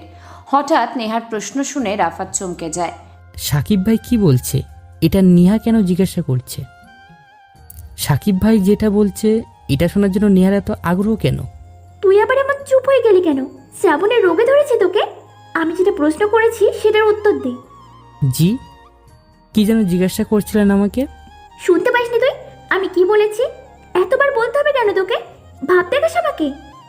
এ মা, ভাব দেখাবো কেন? কি এমন আছে আমার যার জন্য আমি আপনাকে ভাব দেখাবো? সেটা কি আছে তোর? কি দিয়ে ভাব দেখাবি তুই? এখন আবারও বলছি, কান পেতে ভালো করে শুনে নে। তখন সাকিব ভাই তোকে ডেকে নিয়ে কি বলেছেন? রাজনৈতিক ব্যাপারে বলছিলেন, আমাকে জিজ্ঞাসা করছে রাজনীতিতে যোগ দিবি কিনা। তারপর তুই কি বললি? আমি বলে দিয়েছি রাজনীতি আমাদের সম্ভব হবে না। আর এমনিতেই তোকে দেখে কেউ ভয় পাবে বলে আমার মনে হয় না। রাফাত মুচকি হাসে নেহার কথা শুনে। কেউ ভয় পাবে না রাফাতকে। এই শহর থেকে কি রাফাত শুধু কষ্টই পেয়ে যাবে? রাফাত, তুই আমার সামনে থেকে এখন চলে যা, ভালো লাগছে না আমার। শ্রাবণীর কথা শুনে রাফাত অবাক হয় না, কারণ সে দেখেছে শ্রাবণীর চোখে এখন রাফাতের প্রতি বিরক্তি কাজ করছে। রাফাত শ্রাবণীর কথা মেনে নিয়ে সামনের দিকে এগিয়ে যাবে, তখনই আবার নেহা ডাক দেয়। রাফাত না চাইতেও দাঁড়িয়ে যায়। আজকে শ্রাবণের জন্য তোকে আবারও ছেড়ে দিলাম, কালকের জন্য প্রস্তুত থাকিস। রাফাত কিছু বলে না, সে জানে এখানে কিছু বলেও কোনো লাভ হবে না। ধনী পরিবারের মেয়েগুলো যে এমন হবে ভাবতেই পারছে না রাফাত। নিজের বাবার টাকা নষ্ট করে ঘোরাঘুরি করে। রাফাত আগে জানতো ছেলেরা মেয়েদেরকে বিরক্ত করে, কিন্তু এই ক্যাম্পাসের মেয়েরা ছেলেদেরকে বিরক্ত করে। এটা বিরক্ত বা র্যাগিং যাকে বলে। রাফাত গেটের দিকে এগিয়ে যায়। দারোয়ান চাচা বসে বসে ঝিমোচ্ছে। দারোয়ান চাচার নামটা রাফাতের এখন মনে পড়ছে না। বেশ বড় নাম ওনার। পান খেতে খেতে ঠোঁট জোড়া লাল করে ফেলেছে। দাঁতের অবস্থাও বেশি একটা ভালো না। রাফাতের সাথে ভালো সম্পর্ক হয়ে গেছে দারোয়ান চাচার। রাফাত এখন আর ডাক দিবে না চাচাকে, তাই সে বেরিয়ে যায়। গেট পেরিয়ে ক্যাম্পাস থেকে রাত প্রায় 11টার কাছাকাছি বললে ভুল হবে, 1 মিনিটের পার্থক্য। 11টা বেজে গেছে। শীতের রাত। সবাই শীত থেকে বাঁচার জন্য ঘরে অবস্থান করছে। রাতের দিকে অনেক কুয়াশা পড়তে থাকে। শীতের রাত হয় অনেক অন্ধকার। চাঁদের আলো সম্পূর্ণভাবে নিজের আলো ছড়াতে পারে না। ঢাকা শহরের ছেলেরা ফাঁকা গলির রাস্তায় রাস্তায় ব্যাডমিন্টন খেলে। মিরপুরের এই রাস্তাটা আজকে পুরোপুরি ফাঁকা। রাত 11টার দিকে কেউ অপ্রয়োজনে ঘর থেকে বের হবে না। যদি কেউ অপ্রয়োজনে বের হয় তাহলে সে মানসিক রোগী ছাড়া অন্য কিছু না। স্টেডিয়ামের হলদে আলোয় রাস্তাটা আলোকিত হয়ে গেছে। দূর থেকে আবার ল্যাম্পপোস্টের আলো ছড়িয়ে পড়েছে। রাস্তায় বাইকের উপর আরাম করে কেউ একজন বসে বসে সিগারেট টানছে। শীতের রাতে ঠান্ডার মধ্যে সিগারেট টানার মজাই আলাদা। শরীরটা বেশ গরম গরম ভাব থাকে। বাইকের উপর বসা লোকটা হয়তো শীতের রাতে সিগারেট টানার মজা পেয়েছে, তাই হয়তো মাঝ রাস্তায় এইভাবে বসে আছে। আচমকাই একটা গাড়ি এসে থামে বাইকে বসা লোকটার সামনে। সাদা কালারের দামি গাড়ি। কুয়াশার জন্য তেমন একটা বোঝা যাচ্ছে না। সাদা কালারটা এখন কালোই বোঝা যাচ্ছে বেশি। গাড়ির ভিতর থেকে জোরে জোরে হর্ন চাপছে কেউ, হয়তো ড্রাইভার হবে। হর্নের আওয়াজ শুনেও বাইকের উপর বসা লোকটা নামে না। নিজ জায়গায় স্থির হয়ে বসে বসে সিগারেট টানছে। সামনে যে একটা গাড়ি হর্ন বাজিয়ে চলেছে তার যে কোনো খেয়ালই নেই। মোশাররফ সাহেবের ব্যবসার কাজে আজকে সারা দিন চলে গেল। কাজের অনেক চাপ। 5টা মালভর্তি জাহাজ আটকে আছে। এটার জন্য রাতে একটা মিটিংয়ে জয়েন হয়েছেন তিনি। মিটিংটা শেষ হতে হতে রাত 11টা বেজে গেছে। তাই ড্রাইভারকে শর্টকাট রাস্তা দিয়ে তাড়াতাড়ি বাসায় যাওয়ার জন্য বলে। ড্রাইভার শর্টকাটের জন্য মিরপুরের রাস্তাটা বেছে নেয় আর সেই রাস্তা দিয়ে যেতে থাকে। হঠাৎ ড্রাইভারটা গাড়িটা থামায়। কষে ব্রেক করার জন্য মোশাররফ সাহেব রেগে যায় আর বলে, কি হয়েছে মনির? গাড়ি এমন করে হঠাৎ থামালি কেন? স্যার, রাস্তার মাঝখানে বাইকের উপর কেউ বসে আছে। হর্ন বাজাও চলে যাবে। এরা নাইট ক্লাবে মদ খাবে আর রাস্তায় এসে মাতলামি করবে। তুমি হর্ন দাও। মোশাররফ সাহেবের কথা শুনে ড্রাইভার মনির জোরে জোরে হর্ন বাজাতে থাকে। এক পর্যায়ে মনির বিরক্ত হয়ে যায়। স্যার, মাতালটা তো রাস্তা থেকে যাচ্ছে না, বাইকের উপর আরাম করে বসে আছে। তুমি তাহলে বসে আছো কেন? গাড়ি থেকে নেমে দেখো কি চায় ওরা। আমার ভয় করছে স্যার, মাতালটা যদি কোনো কিছু করে বসে তাহলে। তুমি কেন ভয় পাচ্ছ? লোকটার কাছে গিয়ে জিজ্ঞেস করো কি হয়েছে। রাস্তার মাঝে বাইক নিয়ে কেন বসে আছে? স্যার, আপনি আমার সাথে চলেন। আমি কেন বের হবো? তুমি ড্রাইভার, তুমি গিয়ে দেখবে কি সমস্যা হয়েছে। আমি যেতে পারবো না স্যার, আমার আকাশছুঁই পরিমাণ ভয় ঘিরে ধরেছে। মনির, তোমার চাকরি কিন্তু আমি শেষ করে দেবো। যাও বলছি।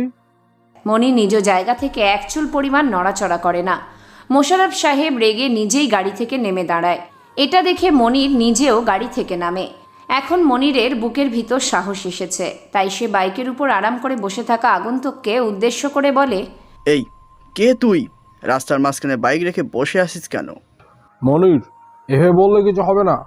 লোকটি মনে হয় বেশি ড্রিঙ্ক করে ফেলেছে, তাই হয়তো দূর থেকে তোমার কণ্ঠ শুনতে পাচ্ছে না। কাছে গিয়ে জিজ্ঞেস করো।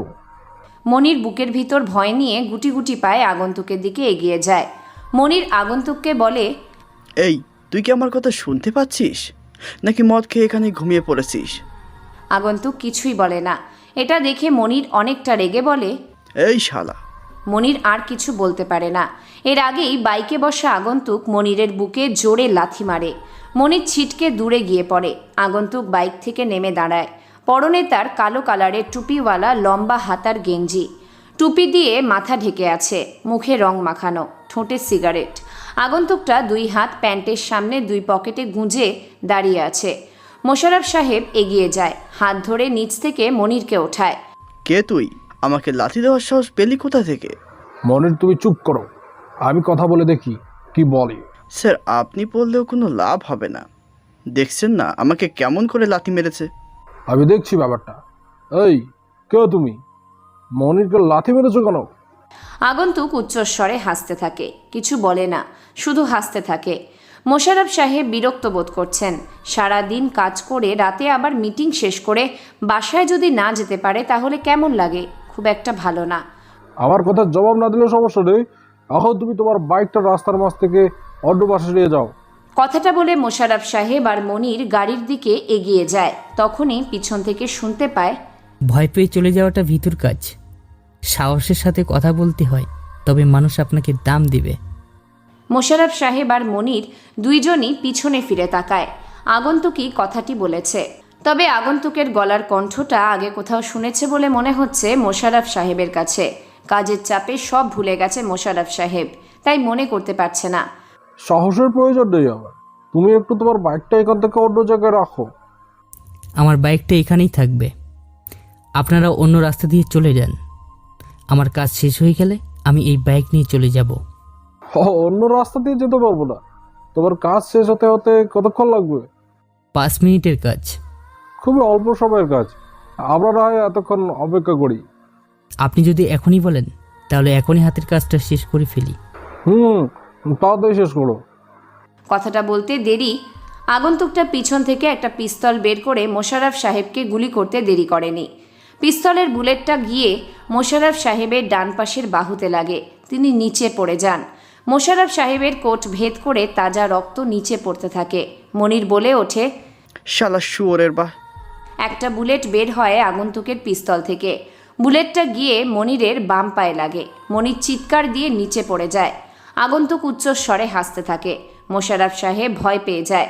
তিনি মনে হয় নিজের মৃত্যু দেখতে পাচ্ছেন। আমাকে গুলি করার কারণ কি? আমি কারণ ছাড়া কোনো কাজ করি না, আর আপনাকে গুলি করার কারণ আপনি নিজেই। আমি মানে? আমার পিস্তলের দিকে তাকান, কিছু মনে পড়ছে? এটা সেই পিস্তল যেটা দিয়ে আপনি কাউকে মারার আশায় ছিলেন, কিন্তু কি হয়ে গেল আজ? আপনি নিজেই ফেঁসে গেছেন। তারপরে তুমি মোশাররফ সাহেব আর কিছু বলতে পারে না। আগন্তুকটা নিজের পা দিয়ে মোশাররফ সাহেবের মুখ চেপে ধরে। বি দিয়ে আমার নাম শুরু হয় না। বি পজিটিভ আমার রক্তের গ্রুপ নয়, গণিতে আমার গ্রেডও নয়। এটি আমার প্রিয় একটা সংখ্যা। আমি যেটা বন্ধ করার জন্য হাত দিই সেখানেই সমাপ্তি ঘটে। আগন্তুক কথাটা বলে মোশাররফ সাহেবের বুকে 3টা গুলি করে। মনির এটা দেখে ভয়ে কাঁপতে থাকে। আগন্তুক মুচকি হেসে বলে, তোকে কেন বাঁচিয়ে রেখেছি জানিস? কেন? যাতে কালকে সকালে সবাইকে আমার কথাটা বলতে পারিস। থেমে নেই আগন্তুক। কালো কালারের বাইকটা নিয়ে কুয়াশা ভেদ করে রওনা দেয় অজানা উদ্দেশ্যে। তারপরই